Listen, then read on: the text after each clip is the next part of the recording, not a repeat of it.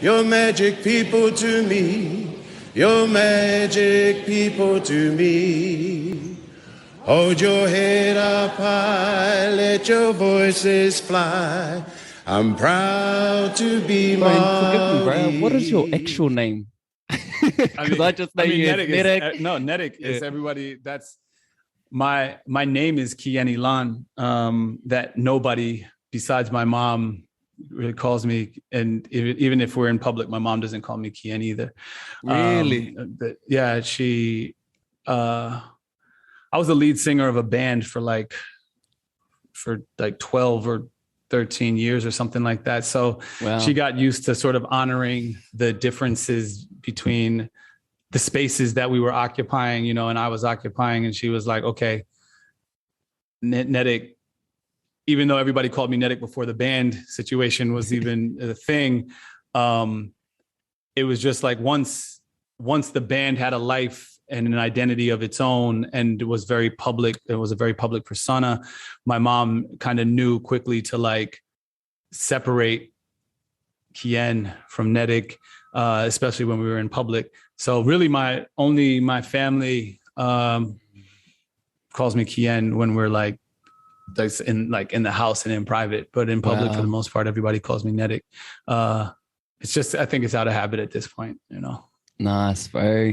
Love Kieni that, Lan man. is my actual, Kieni Lan is my name. Kien means the ancient one. How was it when Jordan sort of named his son, bro? How was that whole process for you? Oh, it was well, it was crazy on two levels, because Jordan is, you know, that's my family. Shout out to the fam. But he first asked me about wolf because, you know, there aren't any wolves in in New Zealand. That's not an animal necessarily that I would guess that traditionally would be reflective of you know, like a name would be reflective of in that tribal community. Right. So he asked me about it and the sort of some of the meanings and the sacredness of, you know, this animal here, well, in North America. And so I was, you know, a part of that process. And then he kind of like, after that whole process, he circled back and was like, I want to name my son after you also. Like, I want to name him Wolf Kien. And I was like, oh shit. Okay. Like that was, it was, you know, beautiful for me because obviously I love Jordan dearly, and he's a very important part of my life and my family's life in terms of like this cultural exchange between my tribe here and my people in North America and my people in New Zealand, and my connectedness to those in New Zealand who I love tremendously and dearly. And I'm very grateful. So I'm very grateful for Jordan. But I knew the moment that I saw Jordan, I showed my brother and I showed my mom some ridiculous video. And I was like, I know that, like, I know this spirit. Like, I understand this spirit. I know this person. And neither of them were like surprised. They were like, no, I get it. But I didn't know that it was going to blossom into all that it did, you know? Yeah, he's an incredible human being, that fella, old Jordan. He's had a profound impact, certainly on my life in many ways, and just the challenge, but the playfulness, and like you said, just the spirit and what we would call ahua, just the way he sort of like presents himself and holds himself, even in uncertain times, but even in amazing times, there's a level of groundedness that is very, very amazing, just to sort of like be around that kind of energy. And like, for whenever I think of you, Netic, there's this sense of, you know, you're a warrior of truth, I feel. And I feel this little bit of inadequacy within myself. What? Like, just, and the reason being, bro, is because of perhaps my perception of you, right? And like, I see you as just someone who just stands so strongly in his thoughts, in his ways of being. And when I am, I suppose, even communicating with you, I feel like, wow, I feel really good to even be in this kind of conversation. And when I sort of like say it in that way, it's not that I see, and I know that's the definition of the word, is feeling less than, but I just sort of like see you in a way that is, I guess, above me, in a way that I can feel inspired by. And I don't know what your take is on that. I want to be a little bit reductive here and try to take some of that, take some of the air out of the room in that capacity, because I don't think, I think that I'm doing something with myself, like this experiment that I'm doing on myself in this lifetime is like stripping away layers of myself and trying to be naked in a particular way, because I've had an opportunity to have experiences and experiments with, I guess they're not really experiments for their ceremonies, so they're not experiments at all, but to the greater sort of colonized mind, it would be seen as experimentation, you know. But for the people who I've sat with and the elders that I've sat with in plant medicine ceremonies, in breath ceremonies, in like indigenous cultures all over the world, I've seen the infinite sort of relationship of my spirit to the all. Wow. Right? So I have to daily, constantly remind myself of that by stripping away at the things that make me feel separated. Wow. And isolated. So like, you know, I have this sense of self and this identity that I carry with me in one aspect, but I have to remember to kind of strip some of this away, because that thing, that ego is vulnerable, you know, and I'm not saying that from a space of like the ego is bad. I don't believe that at all. I think the ego is actually extremely important to this tangible life experience where we're on earth and we're having a physical experience, right? Like the ego lives in my spacesuit and maintains my spacesuit and makes sure that like all systems are going, because my spirit doesn't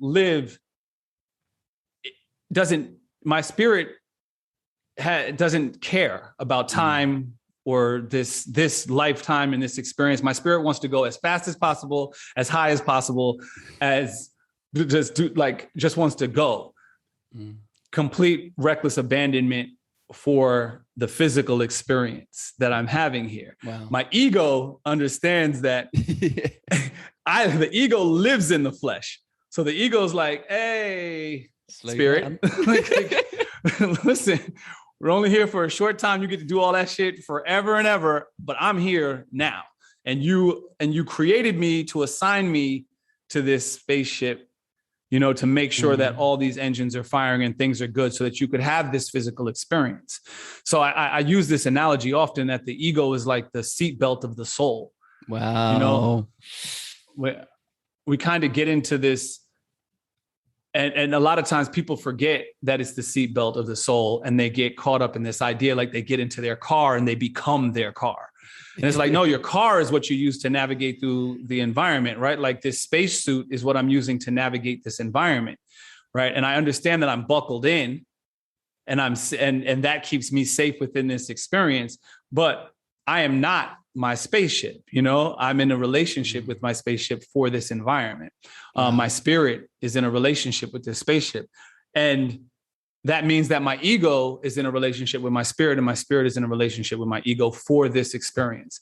And I'm often trying to strip away that excess stuff that you start to collect as you travel through this experience in life, that sometimes clouds our ability to remember that we're just, you know, seat belted in. We're just in the spaceship. And sometimes when I do that, when I strip away, I think it resonates with people in a way that they're able to connect and able to be like, oh, that's right. I could strip this shit away too. Like I'm not this, right? So people see like, oh, you're so brave, or you say, you know, like you just say things how you feel. And I'm like, well, first of all, I'm not standing by even anything that I say as truth or not truth. Like very rarely will I be like, like this is what it is. It's like I'm thinking out loud and I'm sharing my thoughts out loud because I understand that under my armor is my vulnerability, but under my vulnerability is my invincibility, right? So like on the other side of that, I know who I truly am, right? And I've connected to that level of invincibility where I genuinely am like, I can be wrong a zillion times in this lifetime, and it doesn't take away from my spirit of being. It doesn't take away from who I am, right? But if I'm attached to my armor, then yes, every time I get a ding in it or something penetrates the armor and I'm wrong, then I'm going to experience that sense of vulnerability. But when I'm like past that, I'm like, bro, what are we even talking about? Like, we're good. Like, it's okay to be right on Wednesday and wrong on Thursday. It's okay to be, it's okay to stand full-heartedly in some ideology. I mean, you and I, like, plant-based, like the plant-based Maori, right? Like I was vegetarian and vegan for like 25 years of my life. And then I was doing experiments and like trying to shift to seeing what happened if I changed my diet. And I completely shifted my shit. And I was like, no, I'm going to start eating red meat, like once a week. And everybody, like everyone in my world was like, what? Like, this is crazy. You've been, vegetarian since you were 13 years old, like, or like some form of vegetarian or vegan or whatever. Like how all of a sudden you just make that decision? I'm like, because I can. What are you talking about? Like, what? Yeah. Like, I don't have to, like, there's nothing there's no award for like how this life is really lived other than, like your understanding and your sense of being that you get from living your life the way that you choose. Wow. Right. Because you're going to disappoint people every step of the way. No, literally, no matter what you do. Somebody's, you're going to be the villain in somebody's story somewhere along the line. Right. And it's like, well, then how many people's stories can I be the hero in? And which stories matter the most? Well, I'm going to start with mine. Like, I need to be the hero in my story first. And what are the heroic things that this hero does on his journey or her journey? That's what I'm going to operate from. And then let that trickle down and see how it impacts people and see if it's valuable to people. And it allows you to be wrong and allows you to mess up. It allows you to make mistakes. Especially, we have enough superhero comic book stories on TV and in, writings, and to know that trials and tribulations are what makes the story interesting. Wow. It is like, it is next level, bro. Just sort of being able to hear you, just explore those thoughts and just open yourself up in that way. And I think that is definitely, what I see, from our minimal connection that we have had, is just you being able to sort of like share from that place.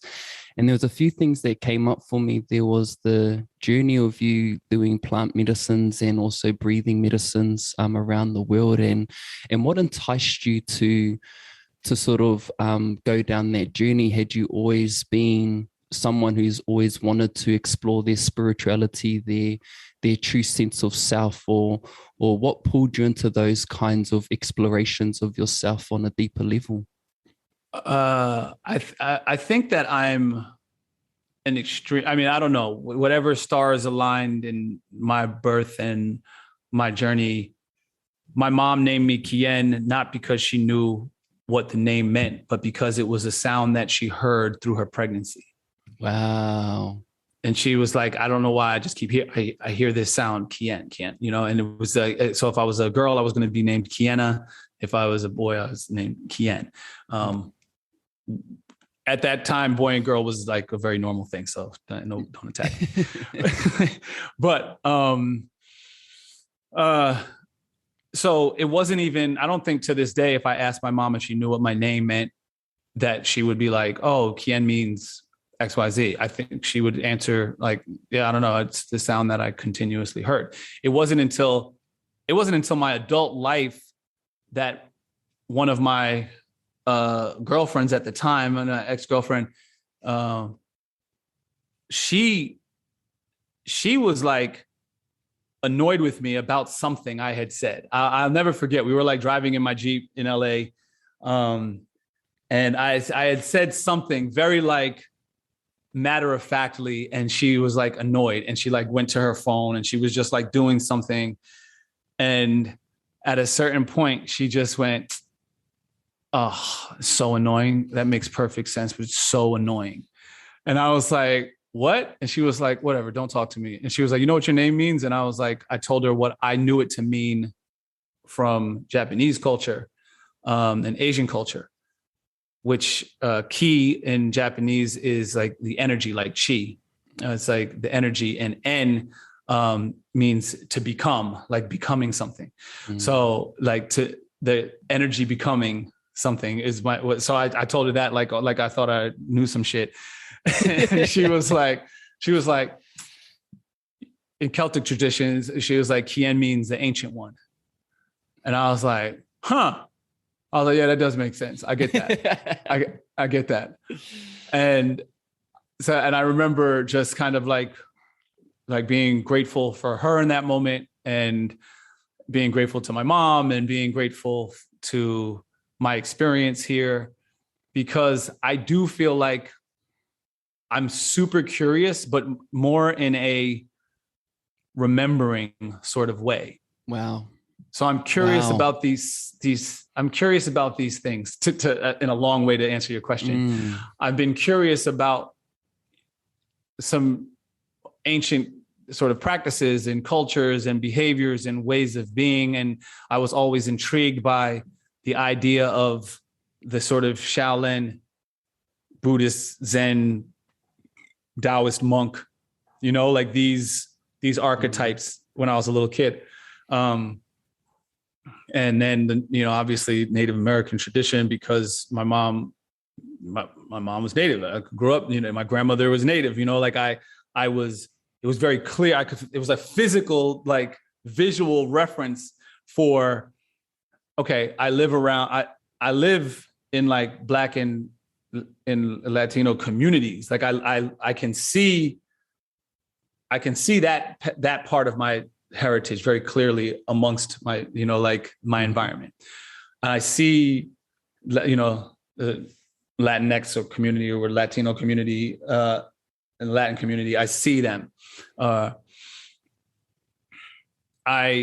didn't necessarily feel like I saw indigenous people. So there was a curiosity that I needed to sort of connect with in my own sort of research. But honestly, it was like, I genuinely always just felt like I was connected to the earth. And so I would always go out into the woods by myself for long periods of time and pretend I was, you know, on some Last of the Mohican shit, or, you know, like, or meditating by a rock, by a stream.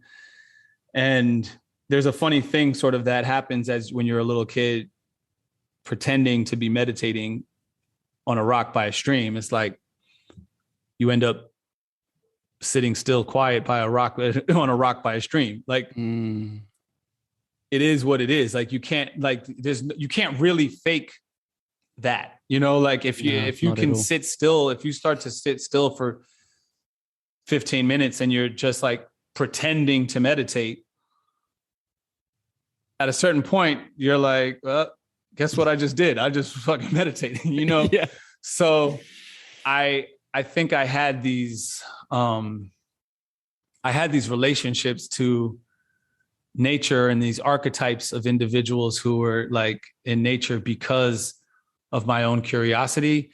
And then it transformed into behaviors where I was just like, nah, yo, I want to see how long I could stay out here. I want to see if I could build a fort out here. I want to see if I could, you know, hide food, hunt food, catch fish, you know, like I was just like, I was just playing. I was just a child playing, you know what I mean? But at a certain point, you're like, well, you spend you spend a large portion of your time playing in the woods, and then you end up kind of being a child of the woods. Right. That's kind of what it was. And when you're sort of like thinking about all of these, or being introduced or being a part of these different indigenous groups, right? You're going around the world, you're involving yourself in their practices to further connect into that younger self of yours. And did you notice any similarities, or was there a common thing that kept popping up for you between the different groups you went to, or were they 100, all different in their own way? No, I this is something that I'm truly, that I can speak to truthfully for myself. The connection to land and your environment, I've seen literally in every tribal community I've been in, from Japan, the Philippines, Thailand, Brazil. I'm here in Mexico right now, in the jungles of Mexico. When I'm with the Mayans here, obviously North American tribes on the West Coast and the East Coast, because they're very different, because the environments are very different. But the thing is that this idea of like the connection to the environment and how that expresses itself, and not feeling like New Zealand, another, obviously, but the connection to the land, the people to the land, the responsibility of the people to the land, the responsibility of the people to protecting the land and ensuring that the land provides what is needed for them as they provide what's needed for the land back to the land. These symbiotic relationships is something that I've seen everywhere in every community that I've been a part of. Wow. And it's something that I'm actually trying to have more a conversation around, particularly in a lot of the circles that I find that I see in here in where I am now in Mexico, in Tulum. There's a lot of people of European ancestry who are here searching for their sense of spirit and their sense of connectedness, and I always sort of have found it very interesting when I see these people of Western or European descent sort of searching and connecting, and always going to like native traditions that are like, whether they're North American native traditions, South American native traditions, Asian native indigenous traditions. It's very telling to me about the level of colonization that they experienced amongst themselves, first and foremost, before Western Europe took colonization on the road. Yeah.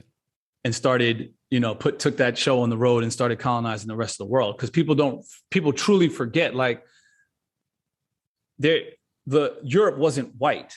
Like the identity of whiteness came very, very much later on. There was a very small sect of Western Europeans, English, who were very elite, very religious, and they wanted to impose their religious ideology onto the world. And anything that was other than that was pagan. But pagan truly just meant that these were, non-followers of Christ, or the church, for that matter. It was a very specific church, but non-followers of the church. And it was like all of these traditions, like indigenous isn't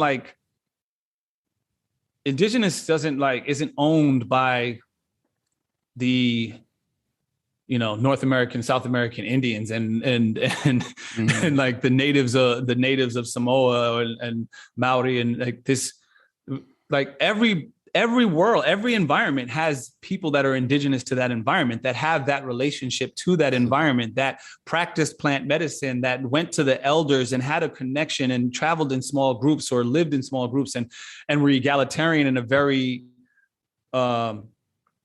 familial way that the environment supported, and that they therefore supported the environment. What happened was the colonization was so strong in Europe that they got people to forget. Yeah. And it's like they literally got these people to forget that they have their own magic. They have their own spiritual traditions. They have their own natural and homeopathic ways and naturopathic, what's the word? Naturopathic, whatever the ways. They have their own traditions, and they don't have to, that void that they feel isn't a void that needs to be filled with other traditions. I think that even if they went to all of these other traditions, that void would still be there in some way, shape, or form, because it's not theirs. It would speak to their spirit, because like traveling and being with all of these different tribes that I've gotten a chance to sit with, and elders and people, they all feed my spirit. But I know that I have magic. I know that I have West African magic. I know that I have Celtic magic, and I know that I have North American native magic, like that I have access to, that is of my lineage and of my history, that I can call upon. And they have theirs, right? They have their Celtic magic. They have their Viking Nordic traditional magic. I mean, literally some of the most amazing stories and come out of these Eastern and European traditions, that they're disconnected from, right? Like they don't search out and don't understand, but they'll search out a $3,000 ayahuasca ceremony in Peru, right? And I'm like, yo, you have a mushroom ceremony that's from Celtic traditions, from Scottish traditions, and mushroom tradition, like these. They're there. They're like there for you. You know, like even some of the Russian vodka. There's entire traditions around vodka, and and ceremonies around vodka, and around sort of like Russian ceremonies that are Russian spiritual breath ceremonies, where they're drinking and then they're breathing, and they're like everybody has access, to this. But I just think that when you come from a space where you've been so stripped of your cultural identity that you just identify as white, you lose that connection. And I think it was done on purpose, so that they could be sent out to the world to colonize other. It's like we have to stamp them with something, so that they can go and impose their new elite status on the world, and let them know, like, you're not us, you're not. And I think that the closer we can get to that, remembering that all of these traditions all over the world are very similar, I think the faster we will undo the levels of oppression and the issues that we seem to have interpersonally between each other, where we're disconnected and we're not communicating clearly in a way that is resonating with the spirit of each other. I think we get there. Wow, Barry. I feel that's so definitely empowering to sort of like hear it from that perspective. And you're right. A lot of indigenous people just have a very, very strong and deep connection to the whenua, to the land. And just having that connection to it just sort of gives you that level of confidence and competence within yourself to sort of like continue to do the things that you do. And when you sort of like look at remembering, I feel that is also just a profound way of languaging it, because we think something is missing. We think we don't have it yet. But it's more so that it's there, but it's just about tracking back to sort of find what that is. And do you have anything around, getting lost in the noise of always looking out, of always trying to find that next thing, as opposed to going in? Like, what's your practices of stripping, bro? Because I know that's been something that you said you're constantly or consistently trying to do, is stripping these layers off to get to that spiritual aspect of yourself. So what are some of the things that you do in that regard? Well, I mean, I think I do it because there's also a truthful recognition of a emptiness that I feel inside myself, or that I have inside me from something some traumas in childhood or something of this nature, right? Like, and there's a void inside me that I'm trying to fill with my own, or there's a void inside me that yearns for like this need of a valid, like I need external validation in a particular way. I need to feel like I can protect myself and my loved ones in a particular way, right? And I know exactly where that came from, especially the need, like my desire, my need to be an artist and create and be a person that does that. I know exactly, like, if I was whole, I would never even I would never do that. Right. there are very few whole, like, supremely healthy artists walking the planet, right? Like, Wow. and if they are, you don't really know about them because they don't need to share their art with the world. Wow. Like, they don't need to show themselves in that way. I need a stage. I need to perform. I need to talk. I need to write. I need to create. I need to wrestle with these ideas and share them, and then have people respond and say they hate them or they love them, or like, it doesn't matter. that part is irrelevant to me, but I need to create. And I know that comes from something inside me. When I'm creating, that is a connection I'm tethered somewhere else, right? Like, when I'm tapped in and while I'm doing the creative process, but the receipt for that creative process and the need for me to share that moment with the world is an insecurity. And I understand that. And I also understand that I'm under the belief that all forms of expression are insecurities in some way, shape, or form. Because if I was secure, I wouldn't really need to express myself. Sure. Right. Like, I have to say all these, even this podcast, right? I'm saying all of these words because I'm insecure with my ability to say it in a concise, succinct manner that is clear for everybody, and they all get it. So it's like, shit, I'm not sure if this was going to be received by someone on this level. Let me say it this way. And then but I also have to appeal to, like, the smart people. So let me say fucking concise and succinct, like, let me say these words. It's like, all of this is the physical experience of insecurity expressing itself outwardly. And right. Like, I sent myself here for that journey. But I know what it is. Right. So that's the parts that I'm stripping away, right. To, like, make up for those moments where I'm like, I know that this is ego. And I know that it feeds a part of my ego that isn't necessarily fully healthy, right? So, okay, now let me sit quietly. Now let me take a moment of detoxing from noise and sound, or of my own voice. Let me just detox from that and just be quiet and sit with myself. Wow. So is there sorry to cut you off there, bro. Is there a desire there to fill that void, or are you aware of it and utilizing it rather than just trying to fill it? I mean, I like the way you frame it.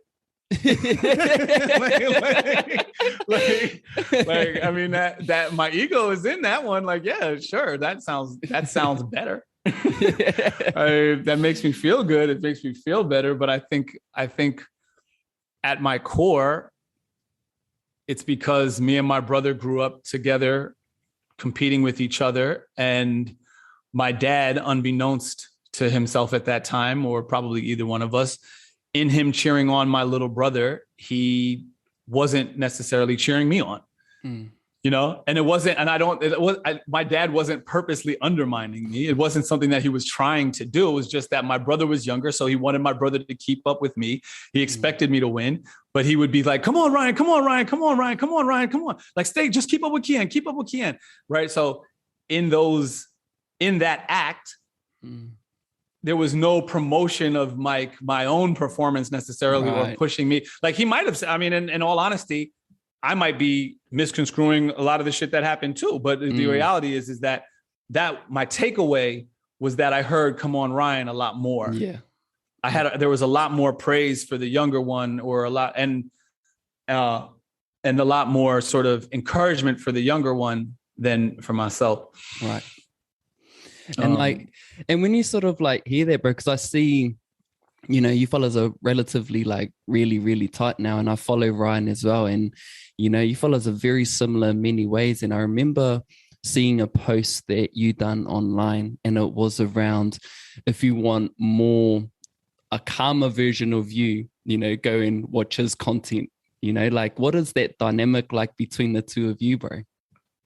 I mean, my brother is like probably my favorite person on the planet. Like he's an actual amazing human being, and he's taken his lumps and bruises to get there as well, right? Like his path wasn't my path. I have a much more challenging spirit than he does, which also contributed to our relationship between my brother and myself, my brother and my father, right? Because I was a challenging child, like, and have no qualms about it. Like I was very unapologetic about the fact that I was like, yeah, I'm not doing that.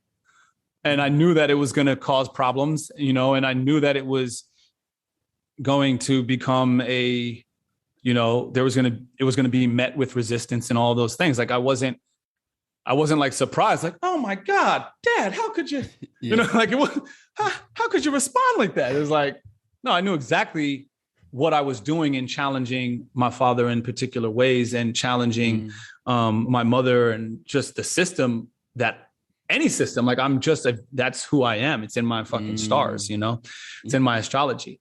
But I am the contrarian for sure. And my brother grew up with me filling that role.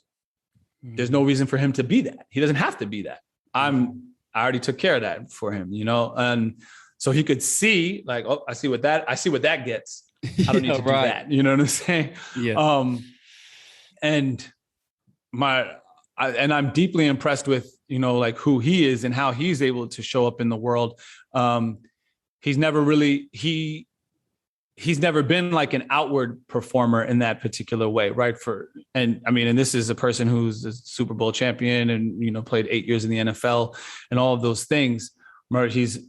He is a superstar. He's a superstar in like anything that he aligns himself in, right? You know what I'm saying? Like he will, but it's a very internal process. I'm a rock star. It's a totally different thing, right? You know what I'm saying? Like it's a totally different thing, right? Like my brother is going to be who he is, whether there's an audience or not.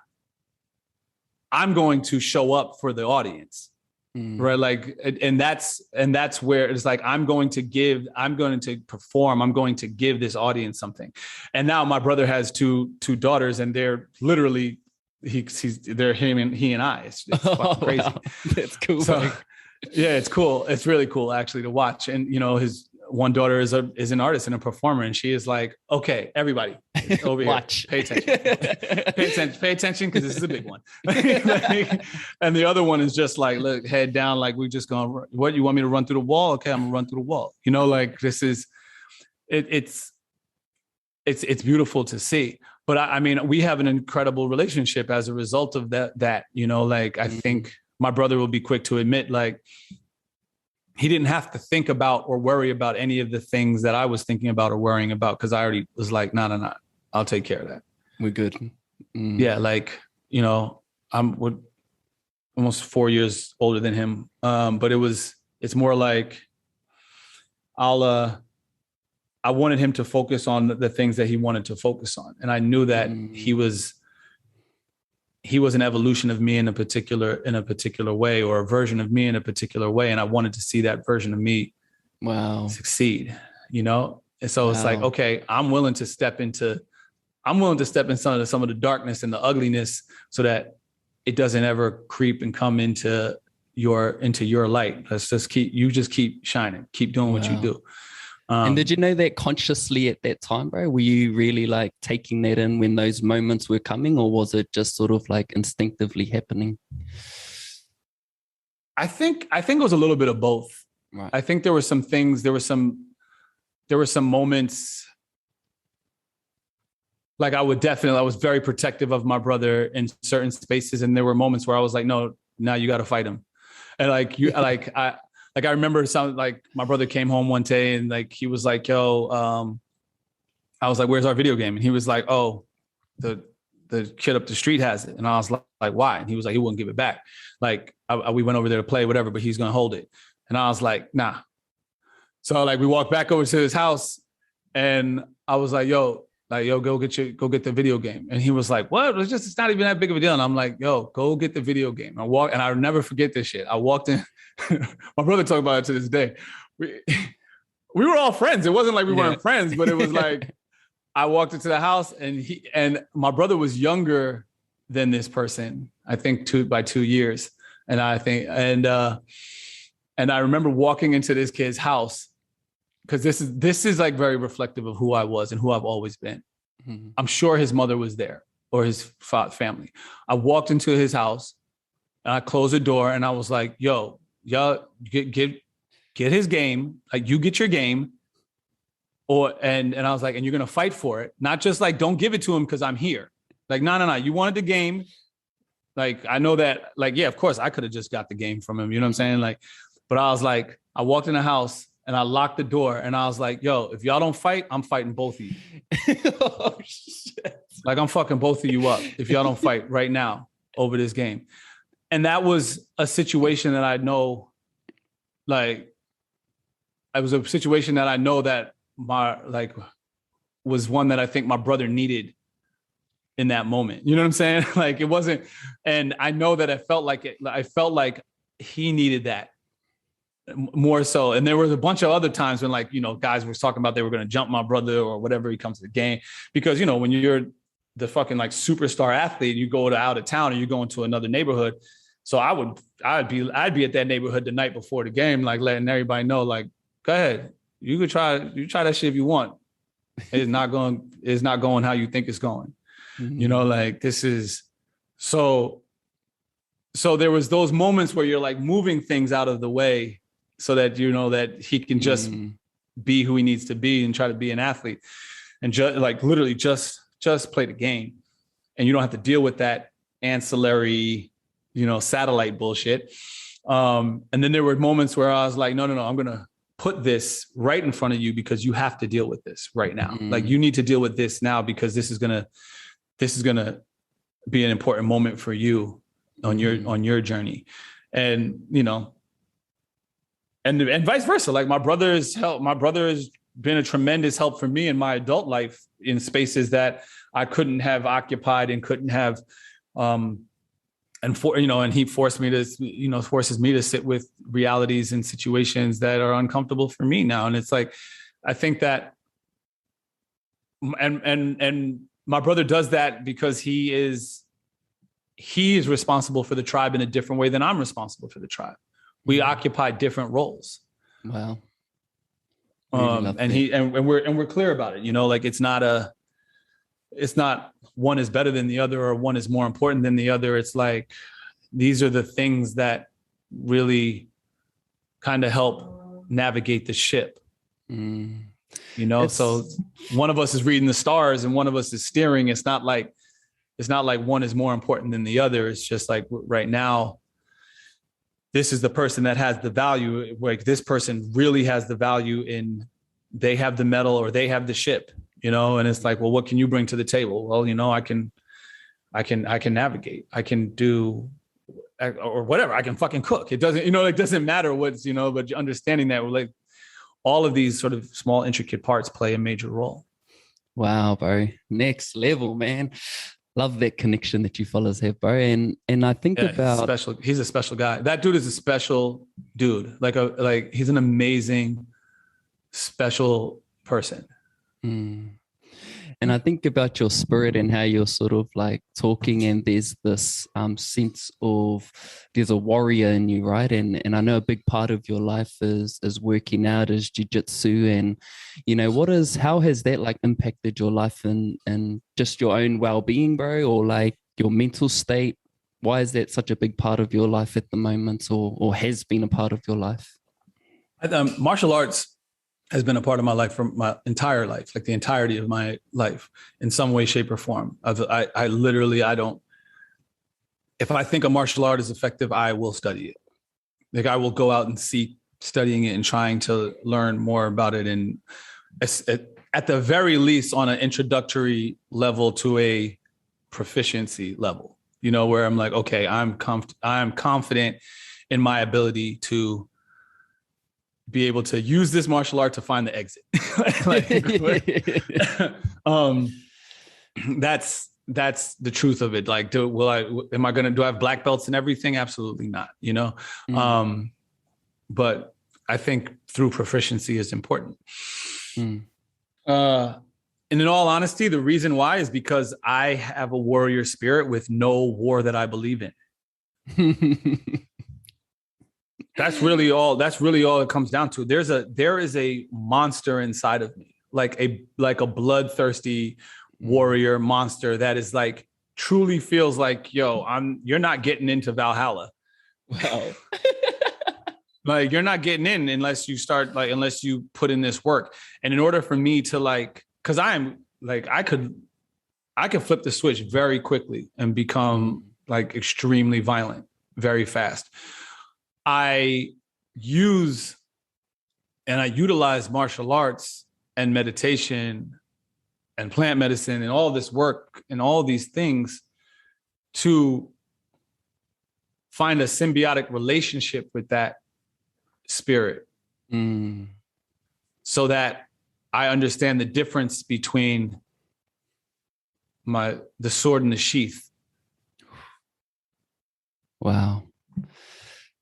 You know, like, because they're both really, really valuable, right? Like there's a value to being able to put away the sword and, you know, and not swing the sword that is equally as important as being able to pull the sword.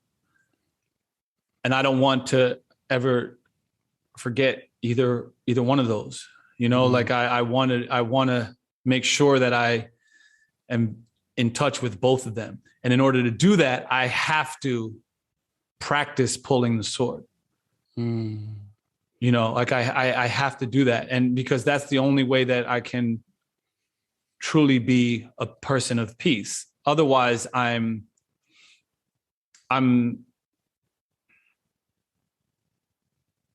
just unprovoked. I'm not being peaceful. Right. And I think that's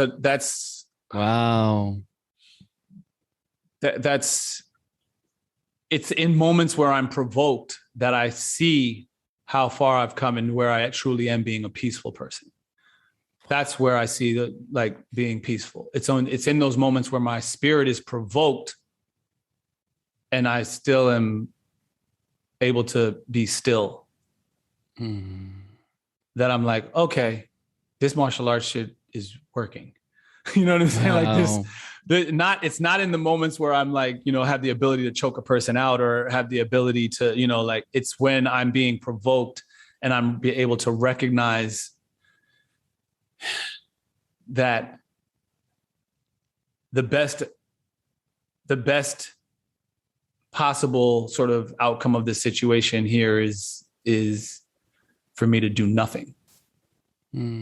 You know, or to fall back into a passive position. Wow. It's like, and I have a saying that I try to tell all of my students when I teach jujitsu here. I try to remind them all the time that this is something that I created. And I mean, just sitting with it, just kind of trying to figure out something that was poetic and also that would be able to stay with a person through their life. You know, even if they went to just one jujitsu class of mine or whatever, you know, like they were able to walk out with this, like with something. The takeaway for me, the thing that I was hoping that they would take away is this lesson, this idea, this philosophy that if your opponent cannot defeat you, they're not your opponent. They're your responsibility. Wow. And that's something that because I mean, that literally that being a simple sentence and then trying to frame it into a philosophy, it deads the bully in you. It deads the person that's looking to take advantage. It deads the over aggression in a moment where it's not needed. It's like, if this person doesn't, you know, especially if you're a martial artist and you're in a, you know, a lot of times you have to fight that ego where, you know, we could be in a bar or a restaurant or someone could say something slick to our, you know, our significant other when we're on the street. And as men, whatever, I mean, I think as individuals who have testosterone circulating through their fucking body, it's like that shit comes up, right? Like the same chemical that allows us to fuck allows us to fight. Like it makes us aggressive in a particular way. And it's like, now you're threatening the thing that I'm, you know, that I love or whatever. This, if we can embody this philosophy where it's like, you know what? Actually, I'll be defeated if I fight. Like if I even engage in this, I've already lost. Wow. So it's like, nah, you know what? This person actually can't beat me. So now it's my responsibility. They don't even know what they're stepping themselves into, especially when you're trained.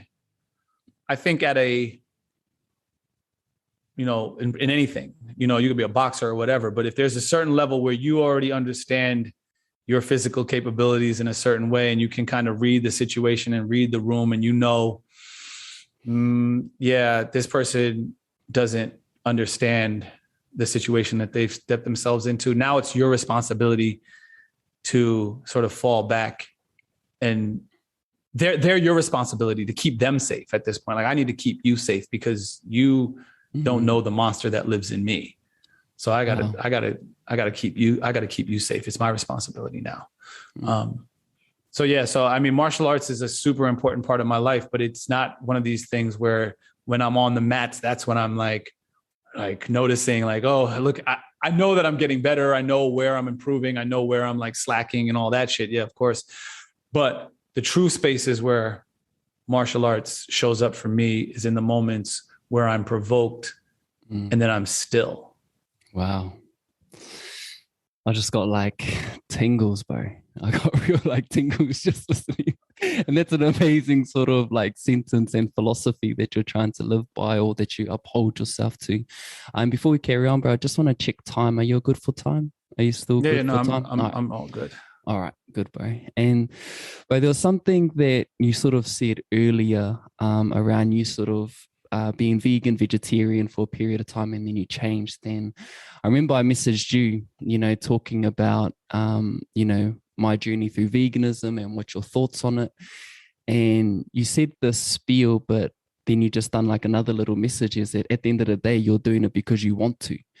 And that just changed like a lot for me, as opposed to trying to build all of these other reasons on top of the desire to simply want to do it. It just made it a lot heavier, having all of these other different reasons, as opposed to like, no, I actually just want to do this, and just finishing it there. And for me, bro, that was like huge. And do we overcomplicate the decisions that we make sometimes to build it up, as opposed to just sort of resting on just a simple desire to want it? I mean, I think that goes back to what we were talking about earlier about these all these expressions being insecurity. It's like, I have to fill the room with noise. You know what I'm saying? Like, I have to fill the room with reasons, and I have to, because somebody's going to challenge me, and I have to have a reason that works for them. And it's like, but all of that shit is like, I can argue anything. I'm like, I have become a really solid debater. I've always been good at debating. I studied debate and rhetoric and linguistics, and I can argue anything. But what you cannot argue is an individual's desire to do something. There is no arguing a person that says, oh, because I want to. That is like the conversation killer, right? Like, where it's like, oh, I'm doing this because I want to. And not only does it end there, it also, there's a strength in being able to say that, because it also doesn't need any qualifying statements before or after. It's like, my want to do something that isn't hurting anybody is good enough. it's literally the reason everything exists that we have come to know thus far. Like, you know, you got electricity in your house and lights and like I got these wooden things behind me. Like every single thing that we do is because we want to on some level, you know, like, and there are things that we convince ourselves we have to do, but really they're all based for the most part around the things that we want as a result of having to do something. Like, it's okay, well, I have to do X, Y, and Z because I want to maintain this particular lifestyle. And like, so, but it's like, at its core, it's like, this is just desire, man. It's just desire. And nobody truly knows where that comes from. And you can cloud it if you want. You can try to, you know, make it make sense for other people. But all that other shit is like, who's that for? Right. You know, like, and especially something that's like that. Like, you know, I've, even when I was vegetarian and vegan, I hated the community. I hated it. I hated the vegan community. It was just so pretentious and self-righteous. And, you know, sometimes I feel like that about like you know, the West Coast ayahuasca community and shit. Like, I'm like, oh my God, whatever, man. You know, but I think that this sort of holier than thou religiosity that sort of becomes part of, you know, your dietary choices is like unnecessary. And it makes me be like, you missed the point. Yeah. Like The point is to be able to be so good within yourself that the decisions you make need no explanation. Like you're walking living proof that this is the path, that this is the way. It's like, it's kind of hard to deny. If vegans started fucking glowing and like could shoot fucking lasers out of their eyes, like nobody would be questioning what they would just be like, oh yeah, what do you eat? Like, you know what I'm saying? Like, yeah, dude, I'm down. Right. But it's like, when you got to start doing all this other shit and like explaining, like, you know, my fucking hair is more healthier and I'm stronger. And I feel, you know, like I'm like, bruh, if you got to shoot a fucking $100,000 documentary to fucking promote something that you're doing, it's like, I like, don't believe you. It's like, you needed a commercial. Nah, something else is going on here. Like, you know what I mean? Like, if you need a commercial, I'm good. Like, I do this because I want to. So far, it seems like it's working and I'm enjoying it. I don't know. You know, like, the production and the commercial and all, as soon as that type of shit hits, as soon as there's like massive media behind something, I'm immediately like, nah, something else is going on here, because the path doesn't need a commercial. Like it doesn't need, you go on any hike, you don't see billboards. There's like a little sign, like a little arrow painted on the tree. It's like, go this way. You know what I'm saying? But people can see the path, but just in case, like, here's a little fucking arrow on the tree, right? Because I could see the path. I see it, right? Like they're not putting up like neon billboards, like trail veers left. They're like, you know what I'm saying? Like, we don't have to do that. But as soon as I see that, I'm like, oh, you want me to go this direction. Why? What's going on? So for me, especially like when I was talking to you about that, I completely forgot about that. But when I was talking to you about that, I think that that's more so what I kind of wanted to relay, was this idea that, man, like, you're enough, right? And the way that you resonate out into the world and out into the community, and as you change internally, the expressions of change that happens externally, people are going to be like, yo, what the fuck is he doing now?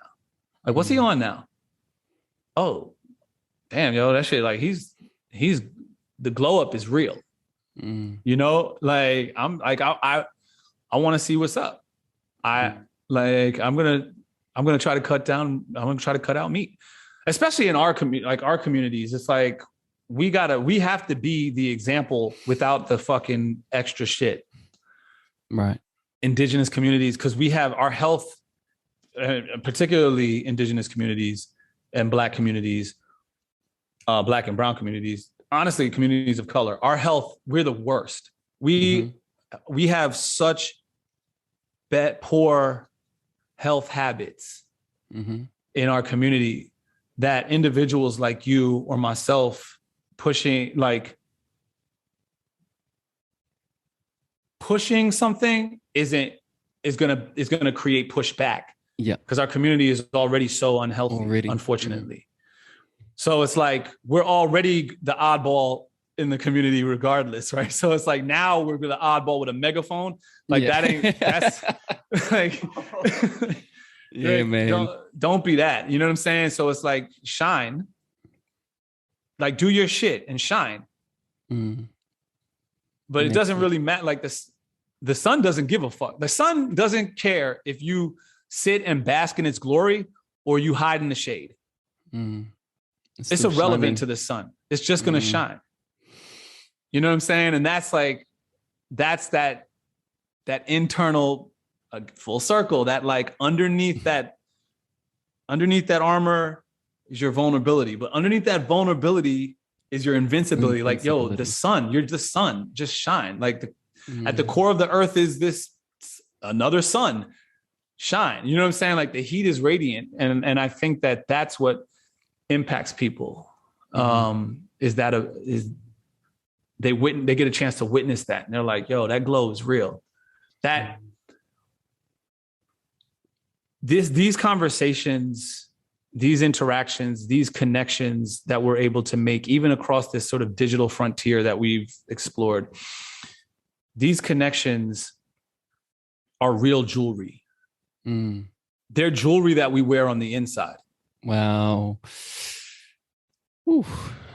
And then that light radiates outwardly. I'm not really big on jewelry, like chains and all that shit, right? There were times when I used to wear them like stage and all this other stuff, but like, it's just not my shit, right? And I always felt like it was posturing. There was a lot of posturing to it. And there were things that I liked about jewelry growing up when I was younger, because in 90s in New York, in the 80s in New York, I didn't grow up in the 80s in New York, but like, I know that that's where it came from. In the 80s in New York, people who had big rope chains and jewelry and gold teeth and like a lot of rings, it wasn't that they could just afford them. Like affording them was one half of that's like one half of it. New York was so wild that if you could afford that shit and you wore it, you had to keep it. Because they were just like wolves were on the streets. They would just rob you immediately. Like as soon as you walked out your house, you could get robbed. So for me, that imagery of like when like Hove says like I had the rope chain in '88, like Google me, like I was in London with the anchor chain. It wasn't like, oh, he could afford an anchor chain, he could afford a rope chain. It was like, yo, that dude kept it. That's gangster. Like they say, like he was like whatever he was doing, people knew. Like, nah, leave him alone. Like you don't want that smoke. That's what was impressive to me about that. So for me, it was always about the story behind something. Like I understood like the story behind chains and the story behind gold teeth was not just like, oh, wow, you could afford a gold teeth or gold chain. It's like now anybody got chains and afford the shit.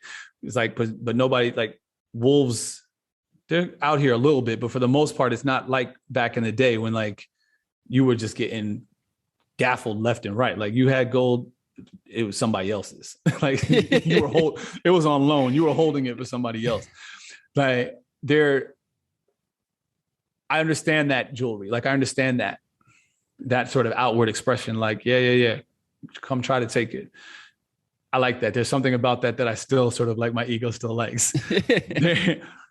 But in terms of these moments, these conversations, these interactions that we're having in these exchanges, like to me, man, that's the type of jewelry that is like, will last really long periods of time and you'll walk with, right? Like, it doesn't matter if you and I never talk again.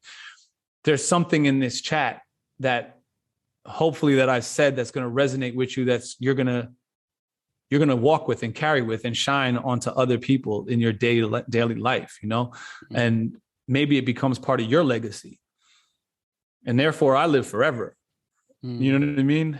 And this moment that you provided me with, in terms of, facilitating this conversation, forces me to articulate ideas in a way that hopefully someone grabs a hold of and they take on, and maybe it becomes part of their legacy. And then, which is also ultimately part of my legacy, and I can bridge that gap and be part of, be an elder for a tribe, even when I'm not that old, like I could be an elder in this space, So yeah, man, I'm just trying to carry on the traditions of our ancestors and share and hopefully empower. All right, that is next level, the internal jewelry, through connections, dialogues, and moments. And that resonated like deeply, bro. I was even like getting a little bit emotional as you were sort of like talking about that, because of just how special I feel this is, but also there was a remembrance of the other moments and connections that were just flooding in as you're sort of like sharing that. And I know we're sort of like been chatting for some time, bro, but really just want to get your thoughts even more around just the importance of honesty, even in challenging moments, even if we feel that we may hurt someone's feelings just by being honest about our particular stance or thoughts that we're having. Like, do you have any thoughts on that, bro? I think when I do workshops, I usually start them from a space of letting people know that this is not going to be a safe space. Ooh. There aren't really any safe spaces. And you need to be okay with that. Wow. You need to be okay with creating your own sense of safety and not needing another person to deem it safe for you. Holy. Because we give up our power when we require others to define a space in a particular way for us. Wow. So I want people to get to a place where they understand, like, no, it's okay. I want you to offend people in this workshop. I want you to be so okay with offending people that you're able to be your truest self. Because that's the part that we hide. We hide aspects of ourselves because we're scared of how they're going to be perceived by other people. Wow. And that's like that little kid who's not going to be reassured. You know what I'm saying? Or my dream of being a fucking painter, but nobody's ever seen me pick up a fucking paintbrush. And it's like, I never picked up a paintbrush because I was scared that people were going to say, I've never seen you pick up a paintbrush.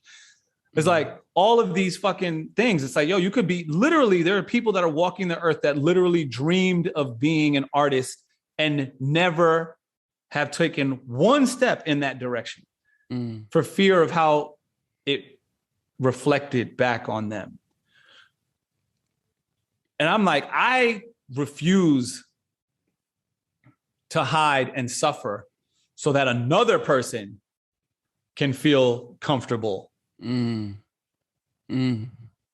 hide. I'm like, no, get the fuck out of here. I'd much rather you be uncomfortable with my decision to be who I am than me be uncomfortable and hide so that you can feel good about yourself. When I know that you're not even going to think about this shit in 20 minutes and 40 minutes, like, what the fuck? I don't care. No. I'd rather this whole room be uncomfortable and us work through it than me have to hide a version of myself, because then I'm robbing you of who I truly am. Wow.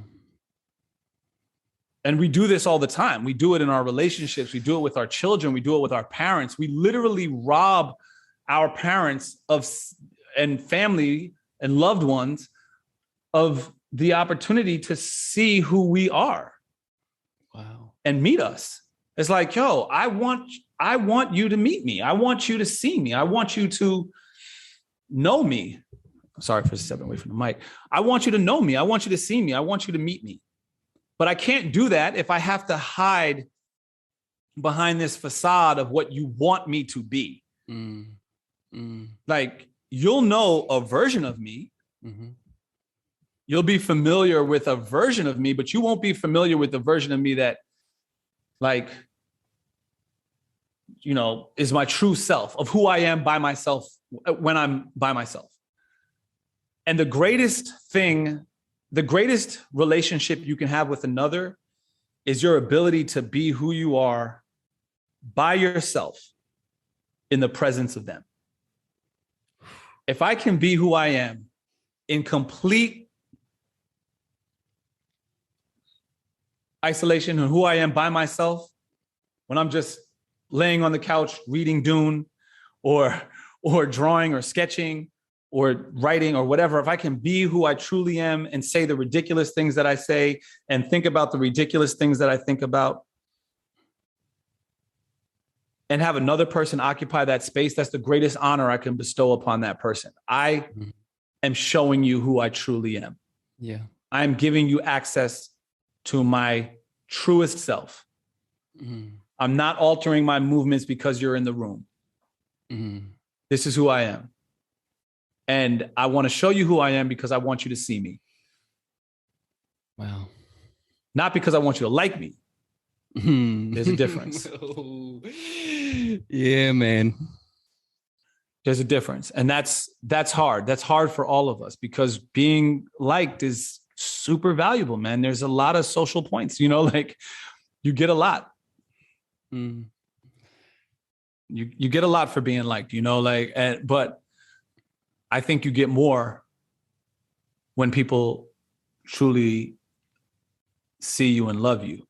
And I think that distinction is important because I think the only reason like turns into love truly is because a person sees more of who you are. Yes. Wow. Because it's hard, because you can't hide you can't really hide it. You can do your best.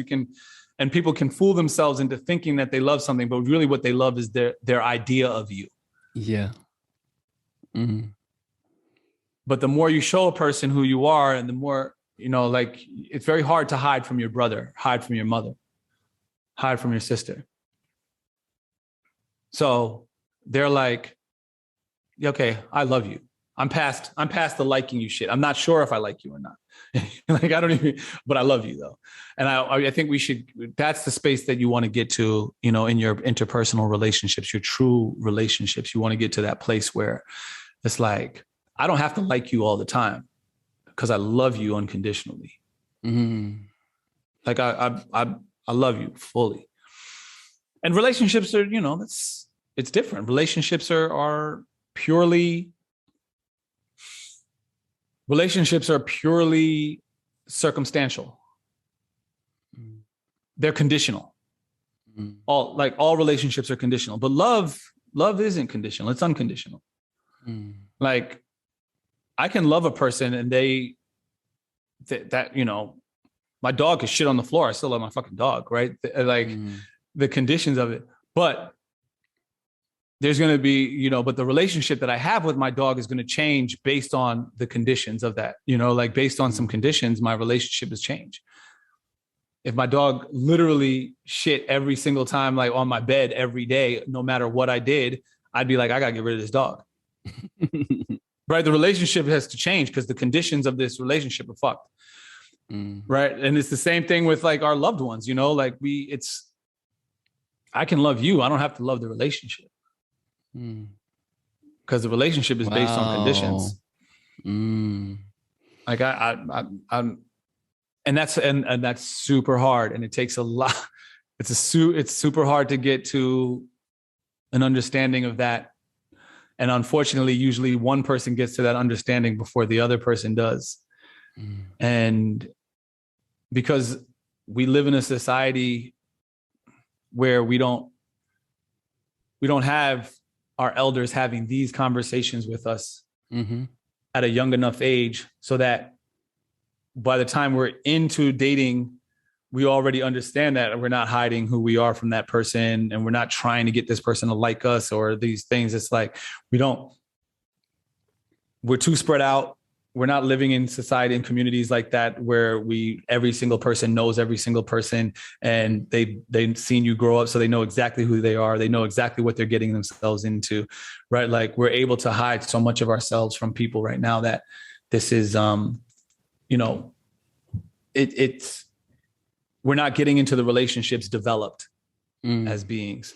So while we're in the relationship, we're doing a lot of our development. Figure it out. Yeah, we're developing while we're in that relationship, and sometimes one person is developing faster than the other, and it feels threatening to this person, threatening to the relationship maybe, and it's like, but no, I love you. And the more that this person develops, the more they're going to be able to tell you why they love you and how they love you and all those things, and still be comfortable being like, oh no, I love you, but I'm definitely not doing X, Y, and Z. I'm not doing that. I'm not doing this. I'm not doing that. I don't care about this. It's not important to me. This is important. This is what I value. Blah blah blah. It's like this gap doesn't make it like, it doesn't make it easier on this person. Yeah. Like this person's ability to articulate all of their reasonings and all those things doesn't nullify the emotional, hardship of those interactions and conversations, and I'll say, I guess, kind of one of the last things I guess of like I could offer to anyone at this point in life. It's like, I'm coming to realize that we can have difference of opinions. Those are like super healthy. That's healthy for the tribe. Like it's healthy for the relationship. It's healthy for the tribe. Difference in values isn't so healthy. That's not really going to work.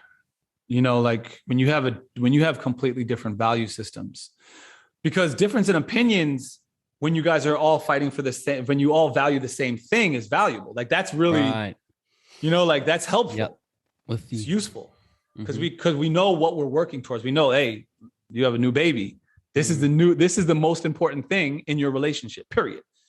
Like, and if you guys have that set as a value system, everything else becomes kind of ancillary and can maneuver. We could take this piece, we can move it here, we can move it down here, because we know we already have this. This is the mountaintop. We have that. That's where our value system lies. Everything else we can change. The decorum, it's patina. Like it's we can change the color, we can change the swatches, we can change the patina on this, because this is intact up here. So yeah, the fact that we don't get along about this particular thing or whatever it is, it's like, it doesn't matter, because we're all fighting for that. We're working towards that. When that isn't connected, when you guys are here, when you value this and they value that, everything becomes a permanent piece that's very difficult to move. It's like, wait, well, I don't want to move on that, because you guys aren't working together on, you're not seeing things, and you're not working towards the same goal necessarily, the same value system. So I think value systems are really, really important, and understanding, what you're working towards and moving towards. It's a big one. Wow. Man, that's so much freaking goodness in there, bro. Particularly how you started it, how you mentioned to, the people you do workshops with that, this isn't a safe space, right? And sitting in that uncomfortability, to find your own safe space, and just being more, I guess, courageous or certain around your capabilities as a human being, and your ugliness and your beauty, as opposed to hiding parts of yourself to please others. And I feel that's almost like a disease. It's something that we've all sort of, I guess, fallen to, or we've fell victim to, is hiding ourselves away to please this person. Perhaps it's the people pleaser within a lot of people. But I think in the way that you've just articulated it, it's definitely something that I'm just like going to be not stewing over, but marinating over for some time. And I think there's a natural space in which people pleasing makes sense, but it makes sense in like a small community of 250 people max, because you guys are working towards the same goal for the most part, right? It's a very tribal thing that happens in egalitarian communities and societies. like you do please each other, you do work for each other because the good of the tribe is the good of you, right? I benefit when the tribe benefits. When you have societies of millions of people, people pleasing ends up becoming mandates and lockdowns and all sorts of shit that is like, well, I don't really agree with it, but I'm okay with going along with it because I just got to do what I got to do to keep things moving. And it's like, but wait, who is this serving? Like, who am I actually serving here? Who's actually making these rules? Where did this come from? Where am I getting this information from? It's like, we're so disconnected from the source that it's like, we think we're operating from a communal space, but the truth is that it's not. We're serving a very small, elite few individuals who have determined what, is going to be the edict and sort of like the religious edict of the way. And then they know that about us in terms of our people pleasing, and that's a biological cue for us, like that we need to do that. And they utilize that and they use it and they manipulate it. So it is a natural thing. I think, unfortunately, we have to be mindful. We have to be mindful of it and know when we're being manipulated and when it's being manipulated, and when we're falling into, when we've become too adaptable to that. Because our gift and our curse as humans is our adaptability. Like, we have the ability to adapt and change and do what needs to be done to survive. But that's also to our detriment as well, because we will live in some shitty 100%. Behaviors and circumstances and situations, and we will adapt and make it normal and normalize it. I saw a post. I don't even know what it was. It was some native post. It might have been a Maori post about fry bread, which is always interesting. Like, a fry bread is like a thing in all of our cultures, like everywhere and across the world. Fry bread is like we all, I don't know how that fucking happened, but we all sort of like lean on that. And it was this kid doing here's how, like a tutorial, like, here's how to make fry bread. He was a little kid, but he was like vastly overweight. And he was like saying like they needed to put like 4 cups of sugar in his fry bread thing. And I'm like, 4 cups of sugar? Like, bro, okay, I see you. I love you, little homie. Like I'm so proud of you for doing this. Like, maybe we need to like look into like monk fruit as an option. We don't we got to chill on the 4 cups of sugar like that. I'm with you. I get it. I understand our culture, but like, we got to be honest. At some point, we have to be honest with ourselves and be like, this isn't serving us. This never was part of our shit. Like, we don't have to hold on to the worst parts.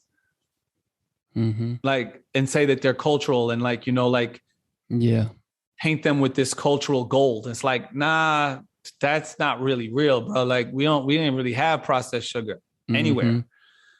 Like, that's not like, that wasn't our shit, man. And our communities reflect it. We are enormous. Like, we are way past a healthy, and this is not like, I'm not fat shaming. This has nothing to do with like, being unhealthy is a shame. Like, that, it's a shame when we're unhealthy. It's a shame when we aren't able to maximize our physical experience because of choices that we have made based on, again, more sort of elite cultural edicts that have been put on us, right? Like, these are oppressions that have been put on us. Wow. These behaviors are not behaviors of choice purely, or maybe they are. Okay, let's empower people. Yeah, absolutely. People are making choices, and yes, you have the right to choose, but we cannot not have the conversation about the fact that you have the right to choose Oreos, but we also have the right to have a conversation about the fact that that Nabisco is, or whoever fucking makes Oreos, has a team of scientists making Oreos addictive. Right. Like, we can't. So maybe your choice for Oreos isn't just your choice for Oreos. So we have to be okay with having that conversation without being told that I'm like fat shaming. I'm not trying to fat shame. I'm actually fucking corporate shaming. Like, they're targeting our communities. I have an issue with them. Like, these devils' dreams is for us to not be able to talk about health and wellness because it just makes them more money. So like, I'm not like I'm not, this is not about fat shaming. This is not about none of that shit. I'm taking issue with them, with my issue is with the people that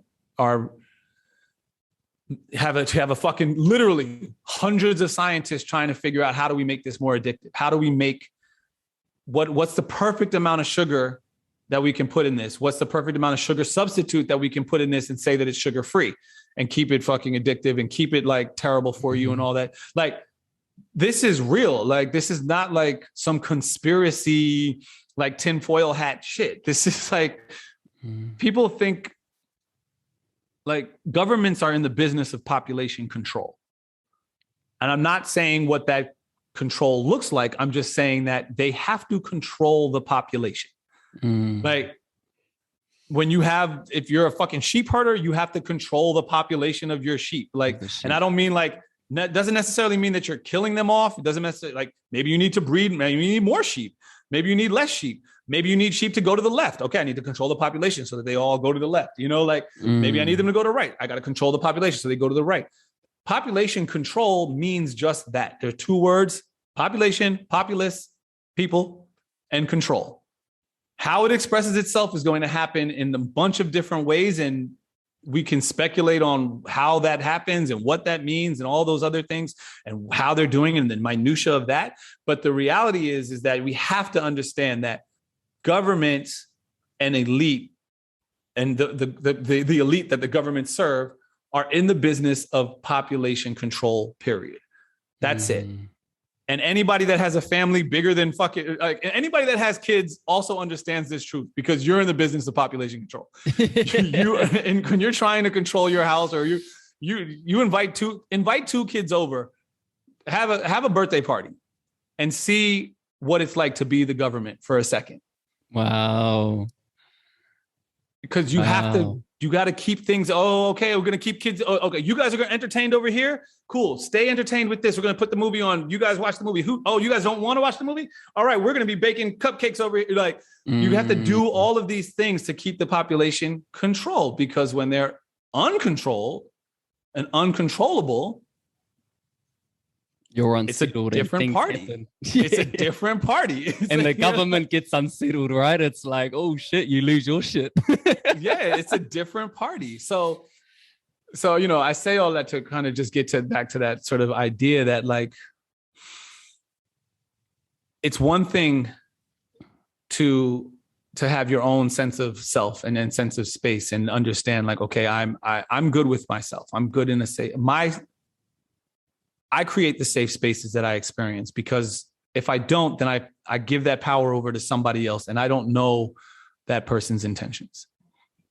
And it's women who I really took that, who I had to learn that lesson through, in understanding that women don't have the luxury of believing in safe spaces in the same way that men do.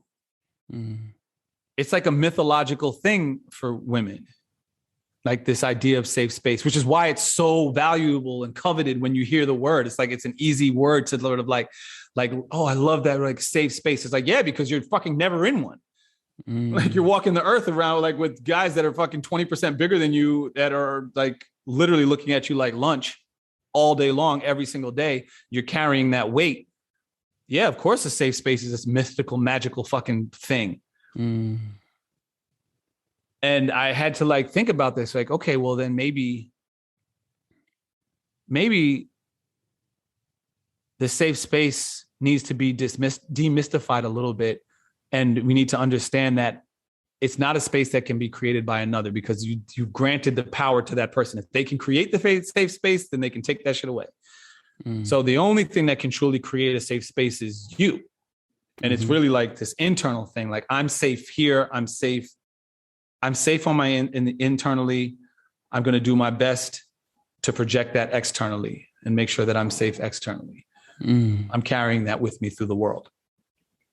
It was women that sort of empowered me and gave me that vision to understand, like, this is a mythological fucking thing.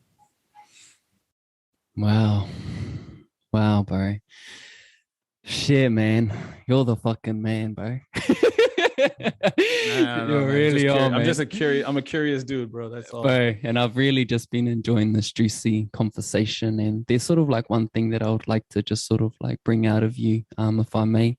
And I saw something on Instagram, and it was from Jim Carrey, and he said, you may as well go after something that you've dreamed of because you might fail at being safe anyway, right? Or something along those lines. Yeah. Right. And, going on from that, we have all of these things that we've taken in that we might know or that we have. But sometimes it's sort of like, what do you do with it? Right. You see people who perhaps are on the journey of knowing what they should be doing, but don't necessarily do it. And they conform to sort of like being safe. And so when I look at you, Netic, you have, all of these experiences, you have been able to take in all of this knowledge, all of this wisdom. And my question to you is what do you do with it? Like, how do you, conduct yourself on a day-to-day basis based on everything that you've taken in through your experiences?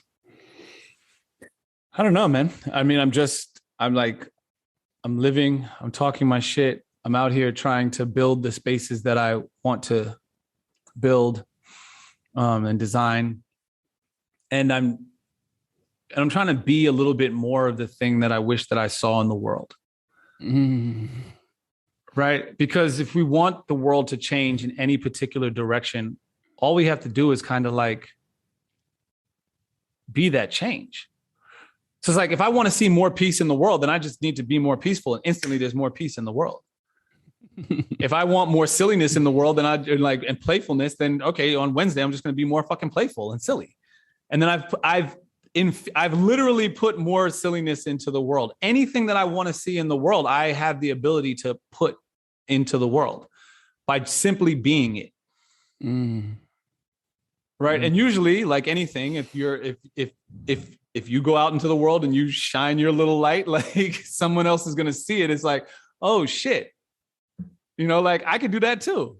We're flames that are like in a matchbox, and sometimes we're able to sort of like set the whole fucking thing on fire, and I think that's true to me, that's one of the things that I try to do in terms of just being is like, I try to truly embody the philosophies that I'm developing so that I'm,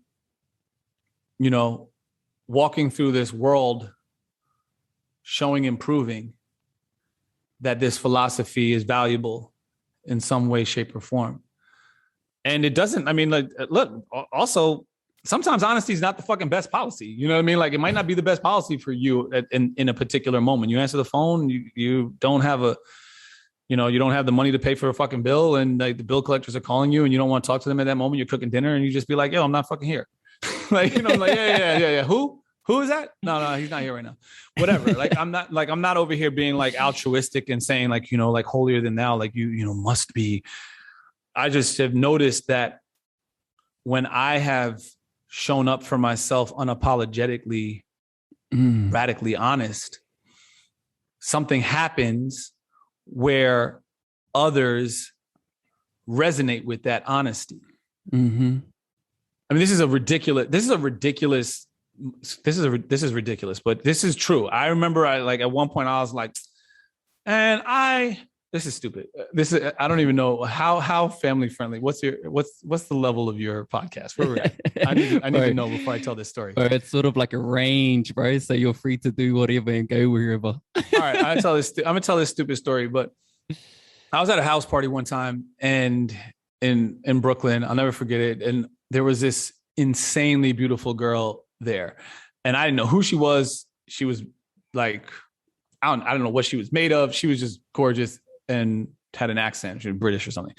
I don't even fucking remember. But I remember everybody was at this. We were all at this party. There was a pull-up bar in the house. And I was basically not really participating in the party thing. I was just doing like pull-ups on the pull-up bar. And the conversation had turned into like some like sexual thing. And like, what do you like sexually? And what do what are your things? And all the guys were lying. I know they were lying, but they were all lying because either their girlfriends were there or their wives. And then there was this beautiful girl. So all the single guys were like lying and saying shit for this beautiful girl. And all the fucking other guys were just lying because they're fucking, and I'm like, I know all these dudes. I know you guys are fucking lying. This is not what we talk about in our group chat. It's like, you guys are fucking lying. And I just was sitting on the pull-up bar and I was like, I don't want none of that shit. And I just said, I don't want none of that shit. I want a girl that makes fucking retard noises when she sucks my dick and like blows bubbles and like tears up in her eyes.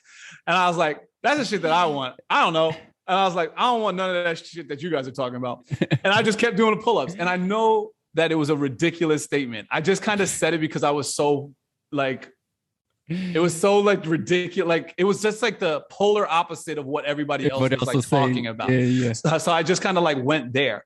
And at a certain point during like the night, like I had obviously everything shifted from that moment on. Like the whole conversation was crazy. All my boys were like, yo, you're fucking crazy. Wildin'. I was like, I don't want that shit. I want the shit that I see like that. I'm fucked up. What do you want me to do? I'm fucked up. I watch porn and all that shit and I'm fucked. That's what I want.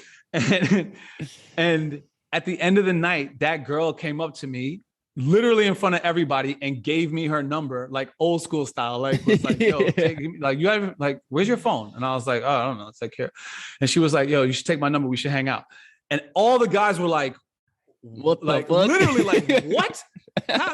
And she was like, yo, she was like, I don't know if I like you or not, but you're the most interesting person in the room. Like, she was like, I don't know. So I'm like, what's up? And I remember being like, that was like proof positive of like that moment where you're like, you know what? Just tell your fucking truth. Just tell your truth. It doesn't matter how it's received. The likelihood of that you talking to that girl wasn't like higher or lower before you said it. It just didn't, like, whatever. You weren't, whatever. It's like, but at the end of it, that person at least saw the real you in that moment. Right. So I don't have to I don't have to think about it. I don't have to worry about it. I don't have to worry about pretending anymore. She already knows the craziest thing I could possibly have said, like in that environment. I already said it. Like, it's kind of like only uphill for, I guess it's pretty smooth sailing from here, right? But a thing happens when you're like your truest self. Like people are like, yeah, I'm cool with that. Like, I don't know, man. I know that this thing happens as an artist, you know. You're on stage, you're getting praised for your ideas and your words and your singing and your performance, and something happens where you get confident and you start sharing more of yourself with people, and then they reinforce that by cheering and clapping and all this stuff. So I know that I'm a byproduct of that 12 years when we created, like when, you know, I started Game Rebellion and was one of the founders of Afropunk. That movement, having those crowds say my words back to me, reinforcing these ideas that I was projecting out into the world, and then them receiving them and then giving them back to me as validation, allowed me to be more of myself. Wow. You know, it's like, oh, okay, well then that worked. All right, well, fuck it. Let me tell you about this thing that happened. And, you know, like, and they're like, you know, like, yeah, that was amazing. That lyric, blah, blah, blah, blah, blah, was incredible. What? That fuck? You like that? All right, well, I'll say, let me tell you more. It's like, it's reciprocated in a way that at a certain point, it just becomes habitual, where you're like, I'm okay with being myself because I've had so much fanfare around it that I can be it. And you don't have, and my particular form of music was very like political, socio-political and spiritual revolution type shit. So I wasn't like projecting a persona, a caricature of myself. You know what I mean? It was really just about me. So I understand how it gets funny when you're projecting a character. If you have to be like smooth all the time, if I have to be LL Cool J all the time, it's going to be rough. Like I can't be that smooth, you know, like wow. I'm going to stumble and fumble on my shit, because that's not me. I could be this though all day. I can do this all day because I literally don't have to think. I'm just being. Wow. I had a question for you though, because I felt like I've been dominating this and it's not really been a conversation. Bro, it's been like so good, bro. Yeah, it's been, I appreciate it because it's an interview no more than a conversation, but I wanted to kind of shoot something back at you. Mm-hmm. What is something that, as being a new father, you're first time father, right? First time father, bro. Yeah. First time father. Okay. So yeah, new father, first time father. What is something that you grew up with in your cultural experience, familial experience, whatever, however you want to frame it, that you are leaving in your past and not bringing into the new generation that you've just birthed? What is something that you're separate, that you're severing ties with now? Like, you know what? No more. Wow, I really love this question, and I've thought on it, but not necessarily deeply, I suppose. I think about, my upbringing, and I think about, the things that, whether it's trauma or even just the particular experiences that I've had. I know for the most part, my upbringing was great. There was a lot of amazing things that happened, the love that was shown, but also the lack of love that was shown, particularly through the relationship with my father. And that for me, there was pretty much where I have done a lot of work over the years to try and understand a little bit better as to these insecurities, perhaps that void that we're talking about. And it was subconsciously. I don't think there was anything that was done intentionally, from my father. For the most part, he was good, just the lack of presence. It was just the lack of presence, the lack of guidance in certain areas throughout my upbringing. And I feel because of that, there was, I struggled with affection. I struggled with finding my place in certain spaces and areas, and even within myself. And so for me, moving forward as a new father, there was something that I consciously felt within myself, that I wanted to be a father that was present, a father that not necessarily loved in a way that I wanted to love, but wanting to have that dialogue with my son around, how would you like to be loved? How do you receive love, and do my part, not necessarily as a parent, but also as a learner, as a student of him as well. So just creating that kind of relationship with him is definitely something that I'm going to be working on throughout my journey through fatherhood. So if I was to leave something behind, it'll be holding on to feeling of lack between my father and I, and the healing that's already taking place with that. Between my father and I is already growing, and it's healing, and it's already becoming beautiful, which is giving me the confidence and the energy, I suppose, to pour that into my son. So that's where I'm at with it. And he's a week old today, so it's still early days, but I can feel, man, there's just like so much going into him. And like how we were talking before we started recording, is that there's no reciprocation. Like he isn't giving me anything, but I can just feel that, I'm already communicating to him, like, I'm going to learn from you. I'm already talking to him as I'm talking to you now. Was not, what I think, to frame also to give context to what you were saying in terms of reciprocation, I was saying that, there's something that happens when you have a love for a child that wasn't here a minute ago, and then literally within 1 minute is here, and you instantly love it more than you loved anything in your entire life. Mm. And there's no necessity for reciprocation. Mm. But that doesn't mean that there isn't reciprocation. It's just like that feeling of understanding that there is no need of reciprocation, and the love exists. Mm-hmm. You cannot create something without it creating you at the same time. Mm. Mm. Right. So it's the child that makes you the father. Yeah. In the same capacity that you make the child. Mm. The child makes the father makes the child. Like creation, the creation creates the creator. Wow. All the time, right? You cannot be a woodworker or a carpenter or a table builder until you build the table. And then the process of building the table makes you the woodworker. Wow. It's like, oh, wow, you made me as I made you, right? And that's all of existence. And that is a spiritual lesson across all spiritual traditions across the world, is that I am, like, you are the creator and the creation. And it's a symbiotic relationship that cannot exist without itself. Like it can't, as soon as you sever one, the other goes as well.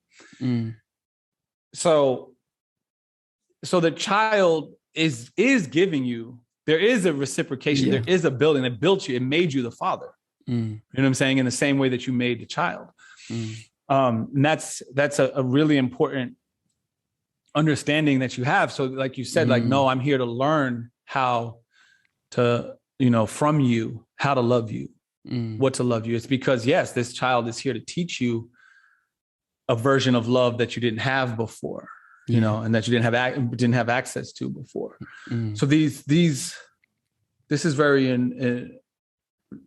important, and I wanted to ask that question because I'm curious as to what are our new creeds and habits, and like what are our new folklore that we're creating, in our lifetime as indigenous people, and as we move forward and we move towards a more disconnected digital world, that we understand that we will not understand, right? Like my mom could never teach me about the internet growing up. Sure. It's like she couldn't teach me about the world that I grew up into, that I came up into in my 20s. There was my mom literally couldn't teach me about computers. She couldn't teach me about texting or cell phones or like internet dating, or literally my mom couldn't teach me about none of that shit. And it's the first time in a very long time that the environment was so completely different that the parent had no real knowledge of the environment to lend to the child. For many years, for most of our human years, the landscape pretty much stayed pretty consistent for a very long time. Even during the industrial age, when like horse and buggy to car, people understood transportation in that way, but people didn't understand how I can talk to you right now in New Zealand, look at you. Right, that's sci-fi shit. That was like Star Trek shit. Like, wait, like I've got a comm here, and I'm seeing the person in space. We're actually doing that, right? Like my mom couldn't prepare me for that. So the only thing that she could really truly prepare me for was to be a type of person that would navigate that environment. Wow. Could I be confident enough, healthy enough to navigate this unknown environment? And I'm saying this to you because your child is a week old, and you're literally, the only thing that you can truly offer your child is a sense of self and understanding that your child is an explorer, is going to be an explorer. Like, frame it this way. Your child is going to be an explorer of an environment that you have no knowledge of. Yeah. It's like you're literally have to prepare this child for like space exploration, because the world that's coming is not a world that you can actively, honestly predict, or tell your child is, something that like, okay, here's what to look for. I don't know. I don't know what the metaverse is going to look like. I don't know. Maybe they do colonize Mars, and your child has got to, is one of the ones that gets a ticket to go. I don't know. Right. Like, but the character of your child is who's still going to show up in that environment. So you have a tremendous responsibility. And that's why I asked, what are you leaving behind in history? And what are you now my second question to that is, what are you bringing with you from this space? I feel what I feel I'll be bringing into it is Well, firstly, I feel the whole journey of him, just coming into this reality, right? Coming into this space. One of the main things that myself and my wife started to talk about was, being at the receiving end of like intergenerational trauma, and being aware of that was, how do we almost get rid of what we can or what we're aware of before we even get the chance to pass it on to him, right? So we've done a lot of work and healing and letting go, and going through that together was just another profound experience. But I think bringing into his life now is, I just want to embed him within Te Ao Māori and in our culture.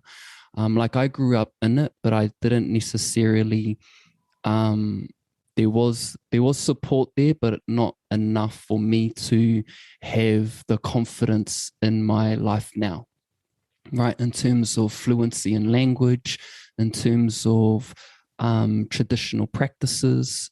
I really want to sort of like be able to guide him through that journey. And I think that'll give me also some fruits for myself, and revitalizing and remembering what is already within me. Because as we're sort of talking as well, as just identity is something that I can definitely support and help him with. As like you said, the journey or the future that is in front of him is unseen. So just guiding him through that is definitely what I'm going to try my best as a father to do. Yeah, that's important. Mm. Are there okay, so that's something that you feel like you didn't have that you're bringing into your future. What is something that you feel like you had that's a cornerstone of your being that you want to make sure your child has?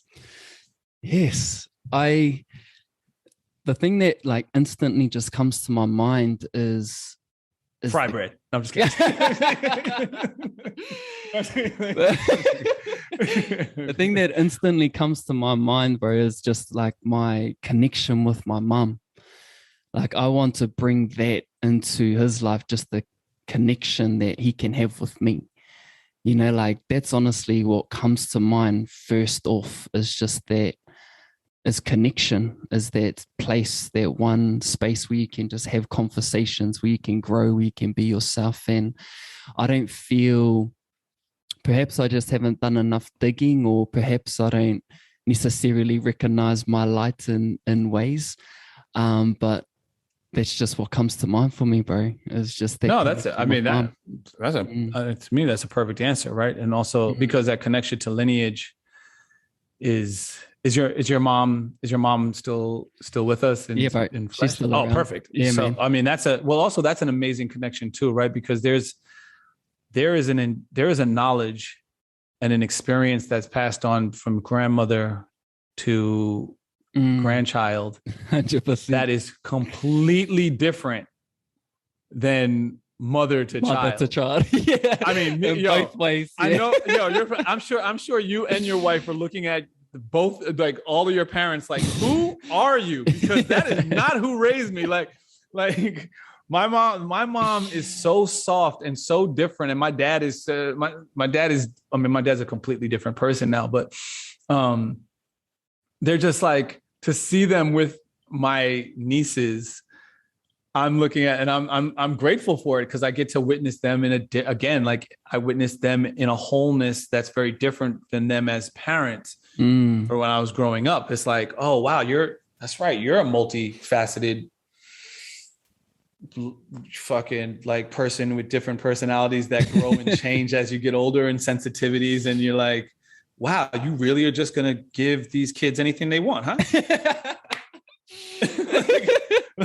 Well, I'll tell you what, there was actually a conversation that we had with our parents as well. Like, we set some boundaries, and we set some boundaries. Like, we at least vocalized it, as opposed to just sort of like letting it breathe free free-winded, I suppose. And that was just around, you know, us being new parents and us having these conversations around how we would like to be parents. And it was just setting boundaries around that. Like, we want to go through it. We want to like experience this. We don't want to just sort of feel like we're getting taken over or getting pushed to the side or things of that nature. And, you know, there are conversations that didn't necessarily go too well, but we've been able to see, because of that, just through this 1 week anyway, that, man, they're actually being respectful of those boundaries that we did set, because it's been incredible already. But who knows, like you said, it might change, and the luck might need also, to be I mean, also part of it is that we have to remember, especially as you're saying, like, okay, you know, I'm going to cut a light on real quick because it's getting a little bit dark. Hold on. Yeah.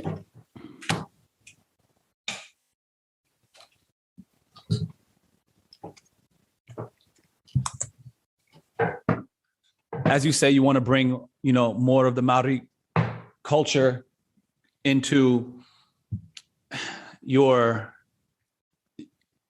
parenting and your, you know, the experience.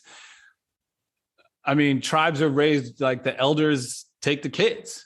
Yeah. You know what I'm saying? Like there's a portion of this that you'd be stealing from your parents and from your wife's parents if you do set boundaries that are, you know, because of this desire. Like, you're never going to not be their parent, like not be the parent. You're never going to not be present. You're never going to not be, I mean, unless you choose to, but you're never going to not be the parental figures in this child's life. But this child needs to be raised by the tribe, right? Like, like it takes a village. And trying to set boundaries and all that type of shit is more like Western ethno-European than it is anything else, because it's like, that's not really how we got down anyway, right? Like partially because children were being born at younger ages through older ages. So like there was a plethora of ages and community that was serving as parents. Like, so everybody was sort of raising everybody's children at the same time in whatever capacity they could. And it wasn't so isolated. But you guys also have to be, you and your wife have to be mindful of not, in this fear of being robbed of the parental experience, robbing your parents of the grandparent elder experience, where they can actually dote over the child and give the child a level of sensitivity and comfort that grandparents can give, that parents can't give, because parents have to enforce rules in a certain way, where grandparents might not necessarily have to enforce those rules because you don't live with me. It's probably coming from that insecurity space, say, like how you were sort of talking earlier. Like these are coming from more of a insecurity. For sure. I mean, also, and rightfully so. You have this new human being like that you don't know what you're doing with. Yeah. Right.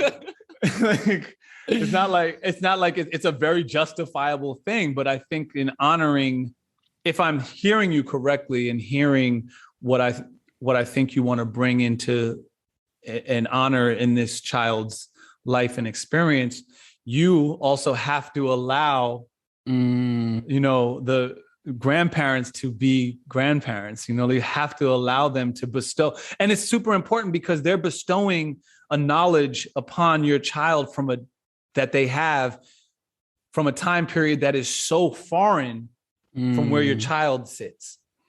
So it's like the child is only going to get that from them. Yeah. It's the only place that it's going to come from, because it doesn't even exist anywhere in the world except for with them right now. Wow. So that they are the gatekeepers to a secret vault of, you know, like a treasure chest of mana and magic that can only be sort of given and passed on to your grandchildren through the grandparents. Now, and it's going to come to the grandchild in a different way than it came to you. Your mom could have given you those same lessons, but those lessons from your mom, again, are different than the lessons from your grandmother. Yeah, 100%. Right. So your mom is going to be might be a little bit harsher, might be a little bit stricter, might be a little bit, you know, more cut and dry, whereas your grandmother is going to let you be a little bit more flexible and let you sit on the couch a little bit longer and let you, like let you sleep a little bit later or whatever, however it comes out. It's just, but now your mother is going to give your child, she's going to pass that information on in a different way than she did with you. Yeah. Because she has the knowledge and the wisdom of time and space to see what worked with you and what didn't work with you. And she's a different person because, as like I said, the creator creates the creation. Yeah. So like the creation creates the creator. So while she was being a mother, she was learning what it was what it meant to be a mother. And she didn't have that figured out, as you guys don't have parenting figured out. Nobody does, So she's figuring it out as it goes along. So now she has a new perspective. She has something else to offer your child, and that she didn't have with you because she had to learn it. She used you. You were the terrain. Yeah.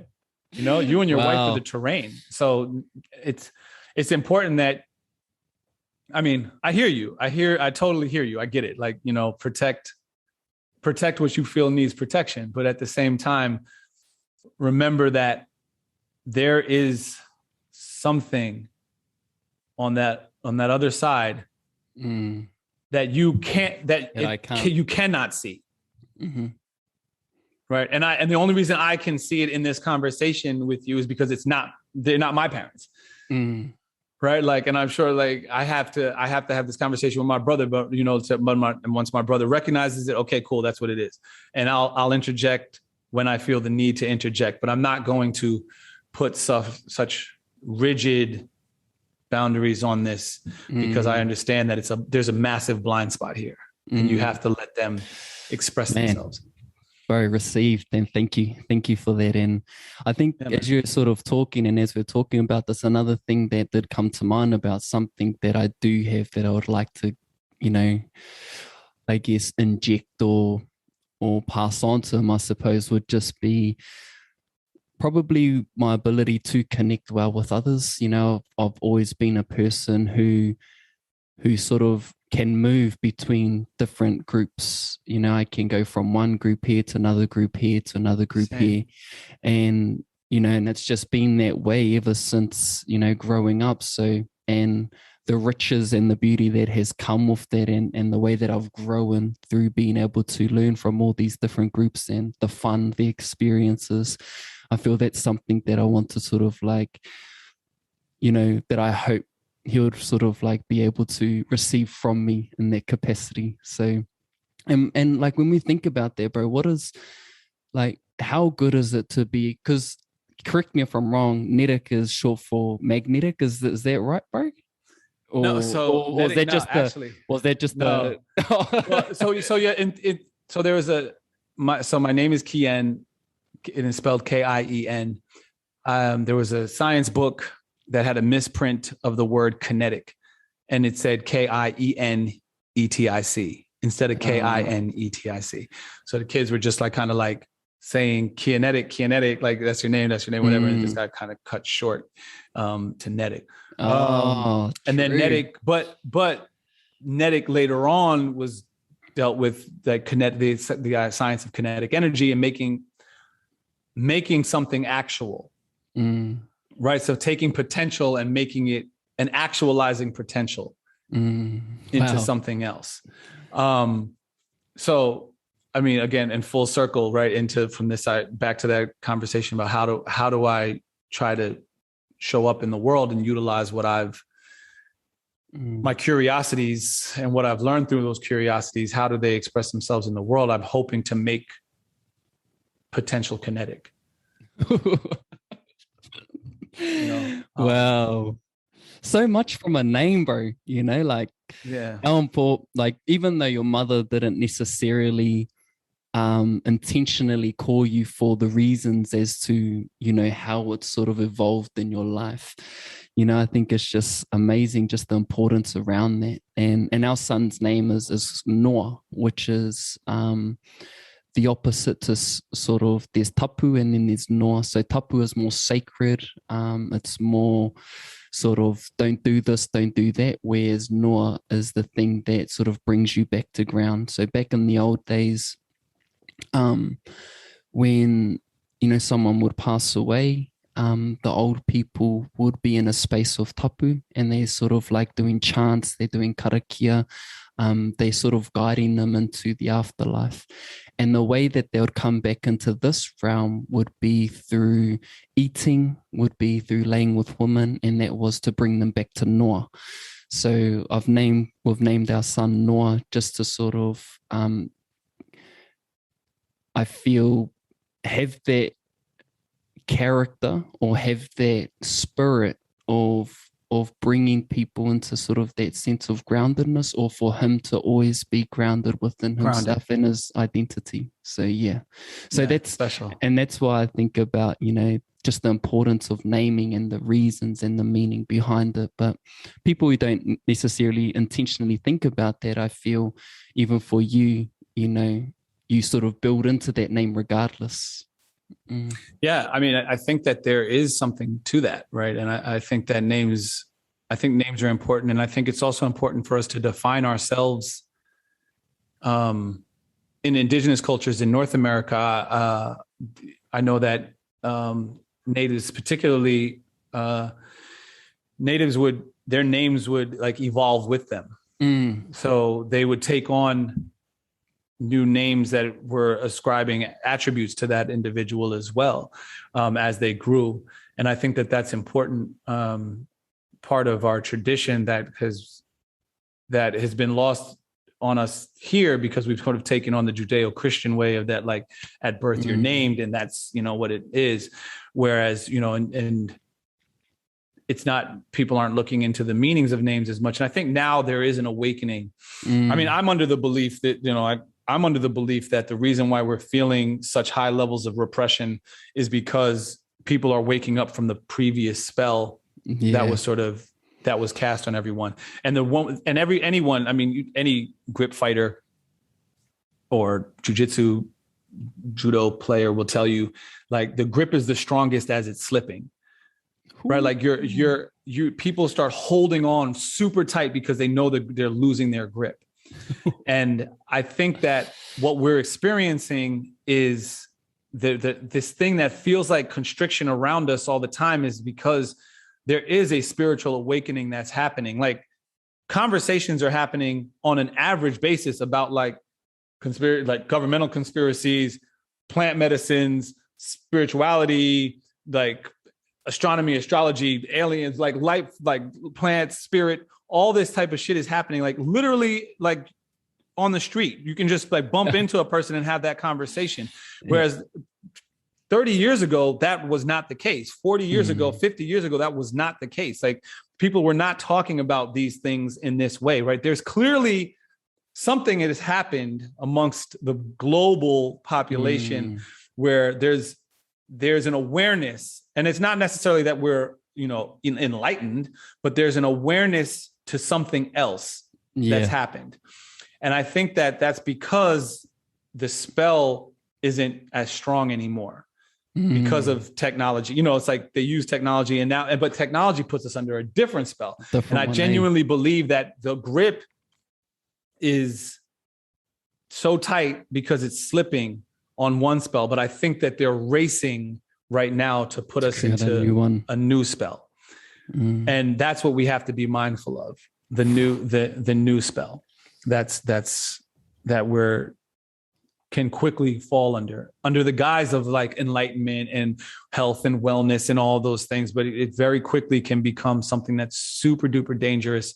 Like, there's nobody can argue that equality and integration and, you know, like equal access to something is a bad thing, right? Like, there's no logical human being is going to argue against that, right? But in the 1950s, when they were integrating communities of color into white communities, it was weaponized against communities of color. And they did not know that that was happening.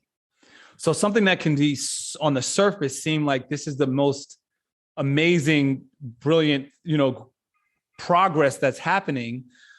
it's like, yeah, of course we should be able to sit at a restaurant and eat at a table. It's like, we need to integrate that restaurant. It's like, okay, but we want to sit at that white table, but are white people coming to like black and brown diners and dining at that? Are they going this way? Because if not, then we're spending our money in their community. They're not spending their money in our community. So they was quickly weaponized. It was an agenda very early on to take money, power, and autonomy out of the Black community. Even though the Black community was segregated, there was power, autonomy, and money in those communities and wealth in those communities. And by integrating Black communities into white communities, we took our wealth and put it in it. But nothing came out. Nothing came out of white communities into Black communities. And by integrated school systems, when they integrated school systems, those school systems that were integrating were getting bonused, like basically federal grant money from the federal government because they were integrated. So all of a sudden they're getting more money. So now white schools that already have more money are getting even more money. And now white schools are better prepared than these schools that are staying in the community. It's like, so now you've pulled all the resources out of the community. So yes, on the surface, equality is an amazing, like, nobody's going to argue against integration. No one's going to argue against equality. But if you don't think about it truly and look at it and say, okay, how are we actually executing this? And is it really equality? Is it really, like, what is this really? What's the agenda here? What's happening here? You can quickly take something that is an undeniable positive and turn it into something that will decimate a community, decimate a people for generations and generations to come. So I think that we're in this space right now where we have to be mindful of the things that are shiny on the surface. It's like that bling that we were talking about. You know, like, we need to be mindful of that person that's putting this bling on, because like, what is hiding underneath that? Why do you need all of that to get the attention? Is it because you don't, without it, there's actually something that you don't want people to see? Like, so you focus, focus our eyes on that. Like, oh, wow, that's shiny. That's beautiful. That's nice. It's like, but wait, I need to look at you for a second. Let me really see what's going on here. So I think we're in that space right now where those who have the foresight and those who have the ability to take a moment to breathe and step back and look at a situation need to be doing so for those of us that don't have those moments, because there's a lot of us who can't. We're like, look, I got to go to work. Like, you know, like straight up, I got 2 jobs. I got 3 kids. I got to go to work. I got time for this shit. That's fair. Like, there's nothing, I mean, the fact that he has to go to work for 2 jobs with 3 kids is not fair, but you know, like, but it's fair. It's fair. His reasoning for not observing and taking the time to look at this and push back is more than fair. But the individuals, those of us who do have the space to breathe and be still and look at this for a second and say, wait a second, we have to do that for them. Wow. We have to take that moment. We have to be still. You know, we need to be those martial artists so that we can be the warrior, so we can see what's going on. Like, we need to be still. And it's coming from something that you're always sort of like sharing online, right? Just the power of stillness, but also critical thinking. You know, that's something that I always just sort of like see you sharing online. And I think what you're just speaking about there was just the application of critical thinking, because, you know, it's sort of like once you open up that, I guess, that bag of worms, or, you know, once you sort of like start to see some of the hidden truths, right? It's having the capacity to sort of have the what to do next with that, right? It's like, so what do you do with that truth, or like the things that you may have uncovered through trying to find, you know, what is beneath the shininess, right? It's like, what do you do with that? Is it about communicating it? Does it change the way that you live? Does it, all of these different things? And, you know, a lot of people, particularly now with the pandemic, right, sort of digging, and not even necessarily digging, like there's some obviously information on both sides that are just sort of like so present and so visible, and people are able to sort of like see what resonates with them most. But even with what is being presented, right, does it just take a level of patience and that level of, I guess, maturity maybe, you know, to step back and actually consider what's actually going on to make is it more an informed decision or a independent decision, as opposed to just, I guess, what you're saying before, being a bit more of a sheep and just doing it because of that? Yeah, I mean, I want to be mindful about staying away from like some of the language around like sheep and all these things, because I don't want to be reductive. I don't want to be reductive of people's decision making, you know, based on their circumstance. Yeah. Right. Most people are really doing the best they can in the moment that they have, and with all the information they have. Like rarely do people like do the worst they can, you know what I mean? So true, bro. That's so true. Like, it's rare that that's the case. But at the same time, you kind of want to, you also want to back to that sort of thing where it's like, well, do we have the same values as the people that are delivering the information? Because information is easy to manipulate. Data is easy to manipulate. Like I can make anything look like whatever I want it to look like with data and information, right? So again, it comes down to like, we can have differences of opinions, but do we have, what are our values? Where do our values lie? You know, and I think critical thinking is important. It's valuable. It's probably one of the most important things that you can do as a thinking individual. I think critical thinking applied to feeling is really necessary, right? Because we have to be able to honor our feelings in a way where we honor them enough to apply critical thinking to them and not, right? Because we can be manipulated by our feelings because our base feelings are like so easy to manipulate, you know, like you're hungry, everything starts looking like food, you know, like it becomes very, it's low level shit, you know, like, and it's base level. I don't want to say low level, but it's like base level shit that keeps us, you know, existing on the planet as a biological organism. But it's easy to hack that. Right. And then become manipulated by it, which is why Nabisco or whoever has teams of scientists hacking your biology every day and being like, yo, if we put this amount of sugar in it, undeniable, they're going to come back. So I think that in those spaces, we have to kind of like think in terms of, all right, I have a feeling.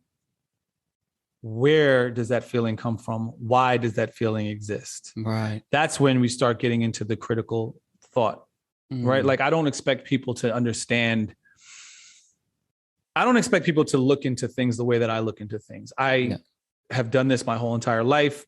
I read at a very quick pace comparatively to other people. I don't know if it was trained, if it was learned, but I have this ability to retain a tremendous amount of information from what I take in and read and see. I also forget all sorts of shit that I deem not worth remembering. So like, and it's not great in relationships because I'm like, wait, what? What did I say? What did I say I was going to do? I don't know why I said I was going to. I don't want to do that. You know, like I'm quick to. I forget all sorts of like. I just brought some. I took some vitamins from my ex recently, and she was like, "Yo, did you take all those vitamins?" And I was like, "Yeah, but I bought those vitamins." Blah blah blah. I went through this whole thing, and she was like, "None of that happened. You did not buy those vitamins." And she went back, and I was like, "Oh yeah, you're right. That's true." And she was like, "Yo, your memory is crazy. Like, how do you not remember? Like, how did you make up that whole thing? But you can remember like a random date in like the 1800s that something happened." She was like, "I don't understand." And I'm like, "I think that's why." Yeah. Because I don't like, I talk to my brother. My brother remembers all sorts of stuff from our childhood. I don't remember none of that shit. Like my mom will ask me about whole entire trips that I took or vacations that I went to. I have people in my life, and this is so sad. It's really sad. I was recently looking at some photos from like 2014 or 2015. And no, after that. And there was a girl that I like dated multiple times. Like, I have no reference for what her name is. I can remember all sorts of other stuff. I'm like, for the life of me, I cannot remember her name. And I feel terrible. Like, I feel terrible about that. And I know that this is sort of like my gift and my curse in terms of like information. Like, I guess there's only so much fucking storage in the bandwidth. And like, when things are not in use, they're fucking gone, man. Like, and I'm like, but I can remember chess openings and weird shit like that. Like, so I don't expect people to be able to have the conversations that I have and to think from the spaces that I think from. It's not fair.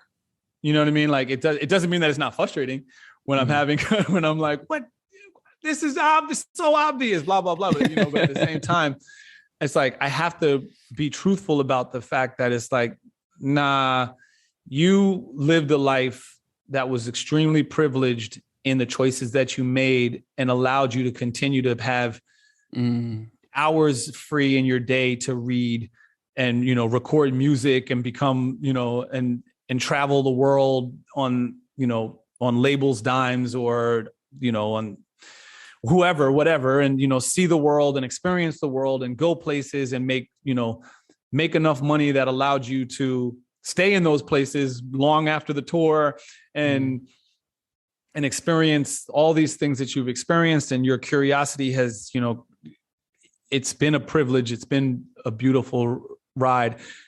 Part of my responsibility to sort of the cost of admission for that privilege is doing some of the work and distilling it down in a deliverable fashion for people who don't have that time, energy, or privilege.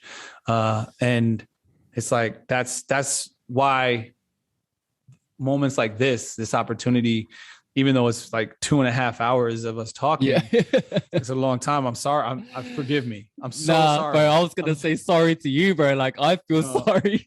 I'm not even apologizing to you. I'm apologizing to the listener. I am apologizing. Like, yo, if you made it this far into this, I am sorry, because I don't know if it was worth it or not. I'm sorry. like, forgive me. But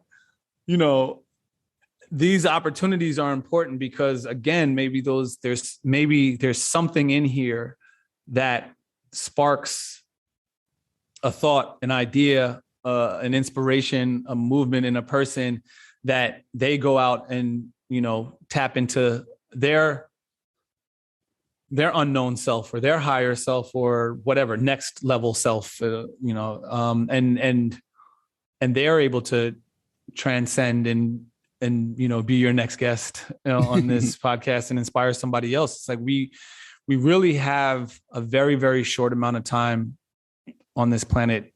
And I'm sure we all like to think that our lives matter and, but I know that while I'm here, I can do a couple of things, you know what I'm saying? And those couple of things that I can do, I should probably do them, and one of them is share this ridiculous amount of information and ideas and philosophies that I've come to sort of develop along the way. And understanding that I really don't know anything. Like I don't know anything. And it's my understanding of that makes me extremely curious and searching, and so I have these things to share with you purely from the space of accepting the fact that I don't know. Wow, man.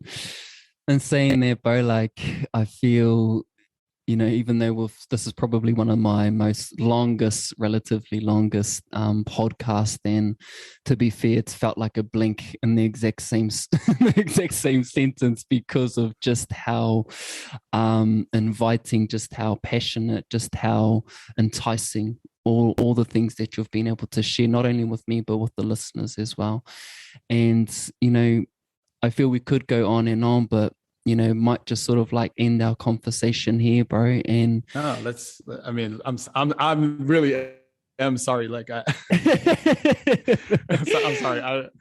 My contractor recently said something. He was like, you know what I read? He's like, people who are really, really intelligent have a hard time not talking. Like they talk a lot. Yeah. And I was like, I'm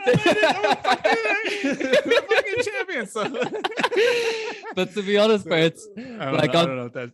He's probably lying, but I'm just I feel that I've been like a like very selfish in this kind of in this podcast, because I've just been here just enjoying every single bit of it, and you know, at the end of the day, if you've definitely impacted my life in terms of the value, in terms of the information. There's a lot of things that I'm going to be sitting with, and not only sitting with, but implementing in my life, and has reshaped a few things in my mindset, but also within my heart to definitely just express more. I think that's been the biggest thing that has come out for me, is just express all of me, right? Being able to be unfearful of my thoughts and sharing particular aspects of me, and just being more open and creating my own safe space, as opposed to having these safe spaces created for me. And so that's it from my end, but I'm sure there's many more. But I just want to give it over to you, bro, if there are any like final words or anything that you might want to share with the listeners, bro. Well, I had my meeting yesterday with my really impressive podcast team. I'm extremely excited about one of my really good friends, he's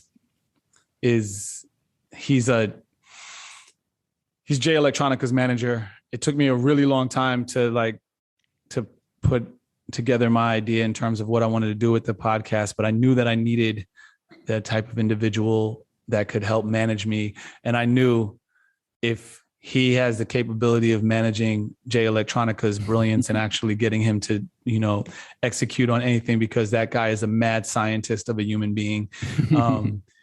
I knew that he could, and he's just one of Jay-Z's right-hand man. He's just an executioner, you know, and like he just, he gets things done, and anything that's on the chopping block gets cut, you know, like he's the real deal. And I was like, hey man, I'm, you know, like I really want to do this, and, you know, and like it's time to put together this podcast. You're the missing link. Had my other producers who are all very good technically and sound. And he just hit me and was like, bro, I've been waiting for this. I've been waiting for this phone call. Like it's so important. Like, and I'm uncomfortable. I'm a little bit uncomfortable with sort of like a little bit of the praise in terms of when people are like, yo, your voice is really, really important right now and all of that. But I think that I have to be honest with myself and again, recognize that there is a reason why my voice is infused with the information that I have and I have access to, and why I've been granted this privilege of time and space to gather, you know, and access to all of these different, wonderful, beautiful people all over the world, and traveled the world and been able to see the world in that way. It's like, if I don't honor that by using it and giving it back, then I'm being selfish. Then I'm being egotistical, right? So allowing someone to say, yo, your voice is important right now, I have to be like, you know what, you're right. Because it's not just my voice. It's the voice of every single person that I've come across and learned from over the course of this time period. So, you know, expressed through me, but it's not necessarily just me. And so I'm excited. So the podcast is coming. It's called Netic Knows Nothing. Love that, right? Yeah, man. And it's just me sort of exploring and interviewing and talking to people who I hopefully are experts in their field or experts in themselves, you know, and sharing those conversations with the world. So that's what I'm working on. I'm very excited. I'm here building, you know, architecture and design, but the thing for the world is definitely definitely Netic Knows Nothing. Obviously, my Instagram is at Netic, Netic, and I don't know, get moving. Just stay active, stay moving. You are a human animal. Like you got to be the hunter. You got to be the, you're either the hunt, you got to be active. So like stay active, and just like, let's keep bodies moving, stay healthy. Beautiful, brother. Thank you so much for your time, for your wisdom. Man, thank you. I appreciate you, bro. Seriously. Thank you, bro. Special, man. And to everyone, that has listened up until this point, man, pat yourself on the back. And I know, I hope you've taken notes. I hope you'll stop the video or the podcast and just paused and marinated on these key points that he's been able to just generously just share with us. Because like you said, bro, being able to share wisdom and knowledge is very, very much so giving. It's gifting. And I just really do appreciate that wholeheartedly.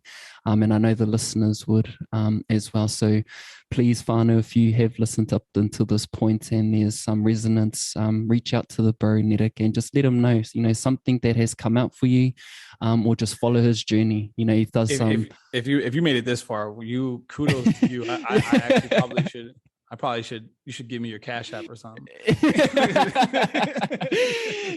Just follow him. He does $1. He shares some radical things online, but also some very funny things, but thought-provoking things. And like you said, he's got some amazing projects that he's going to be sharing and gifting the world. So just want to say thank you for listening, and to my brother, thank you so much for coming on. Oh man, thank you for having me, and thank you for listening, guys. Thank you. Appreciate you, bro.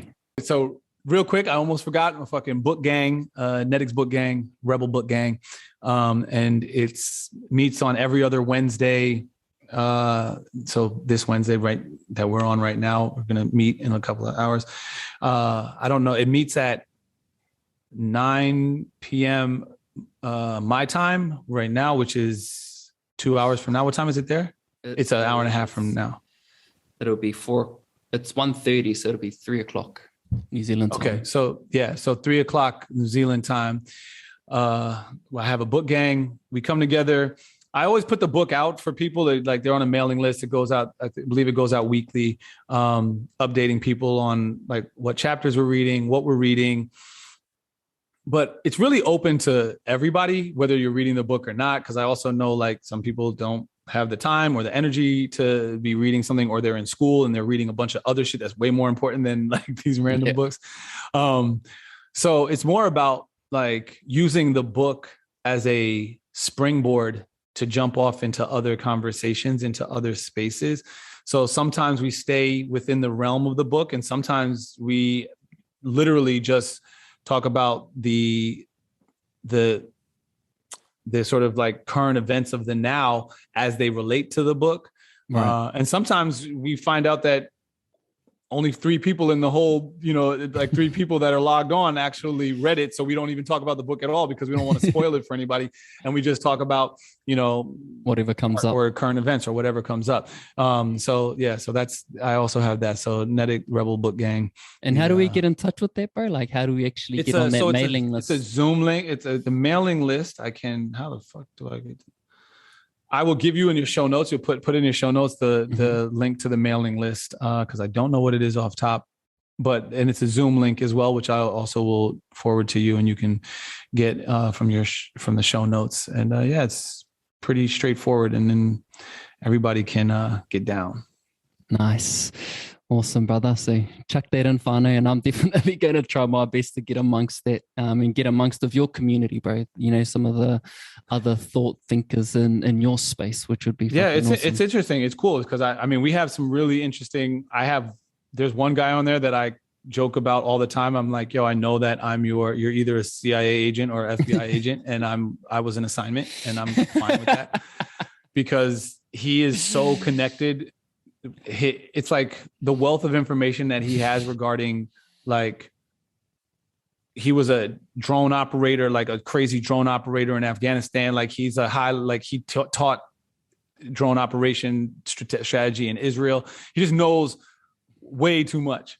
And he's like on there jumping in, giving like his perspective. We have like 3D graphic designers who work on super high level shit. There's like a really like movie producers are involved. There's like some really interesting and honestly, sometimes it's 5 people, sometimes it's 45 people. It's a diverse sort of group. And it's cool. Usually it usually is around like 15 to 25 usually. But you know, awesome. If I say something extra controversial on Instagram, then people pour on. That's where it comes from. Yeah, people will be awesome. Like, yeah. So yeah, right. Man, I'll send you all that information right now. Actually, let me. All right, we'll do that, and we'll definitely check it out. So check it out in the show notes, as well as his other threads. And then yeah, that's it. Peace and love, my brother. I truly appreciate you guys, the listeners, and you, bro. Like, I really am grateful for the conversation and you making the time to make this happen. It's like pretty incredible, man. Bro, two-way street, bro. I think I've got more out of this than you or anyone else. But I'm grateful, bro, and I'm glad that this connection is happening, bro. So yeah, just again, thank you so much, and good luck, and hope everything that you're doing is, you know, that fire that you're trying to put out at the moment sort of gets put out in due time. So we're gonna, thanks, I'm gonna get it done. I appreciate you. All right, then, I appreciate you. All right, man. Till the next one. Later, bro. Peace. All right, bye. Bye, ciao.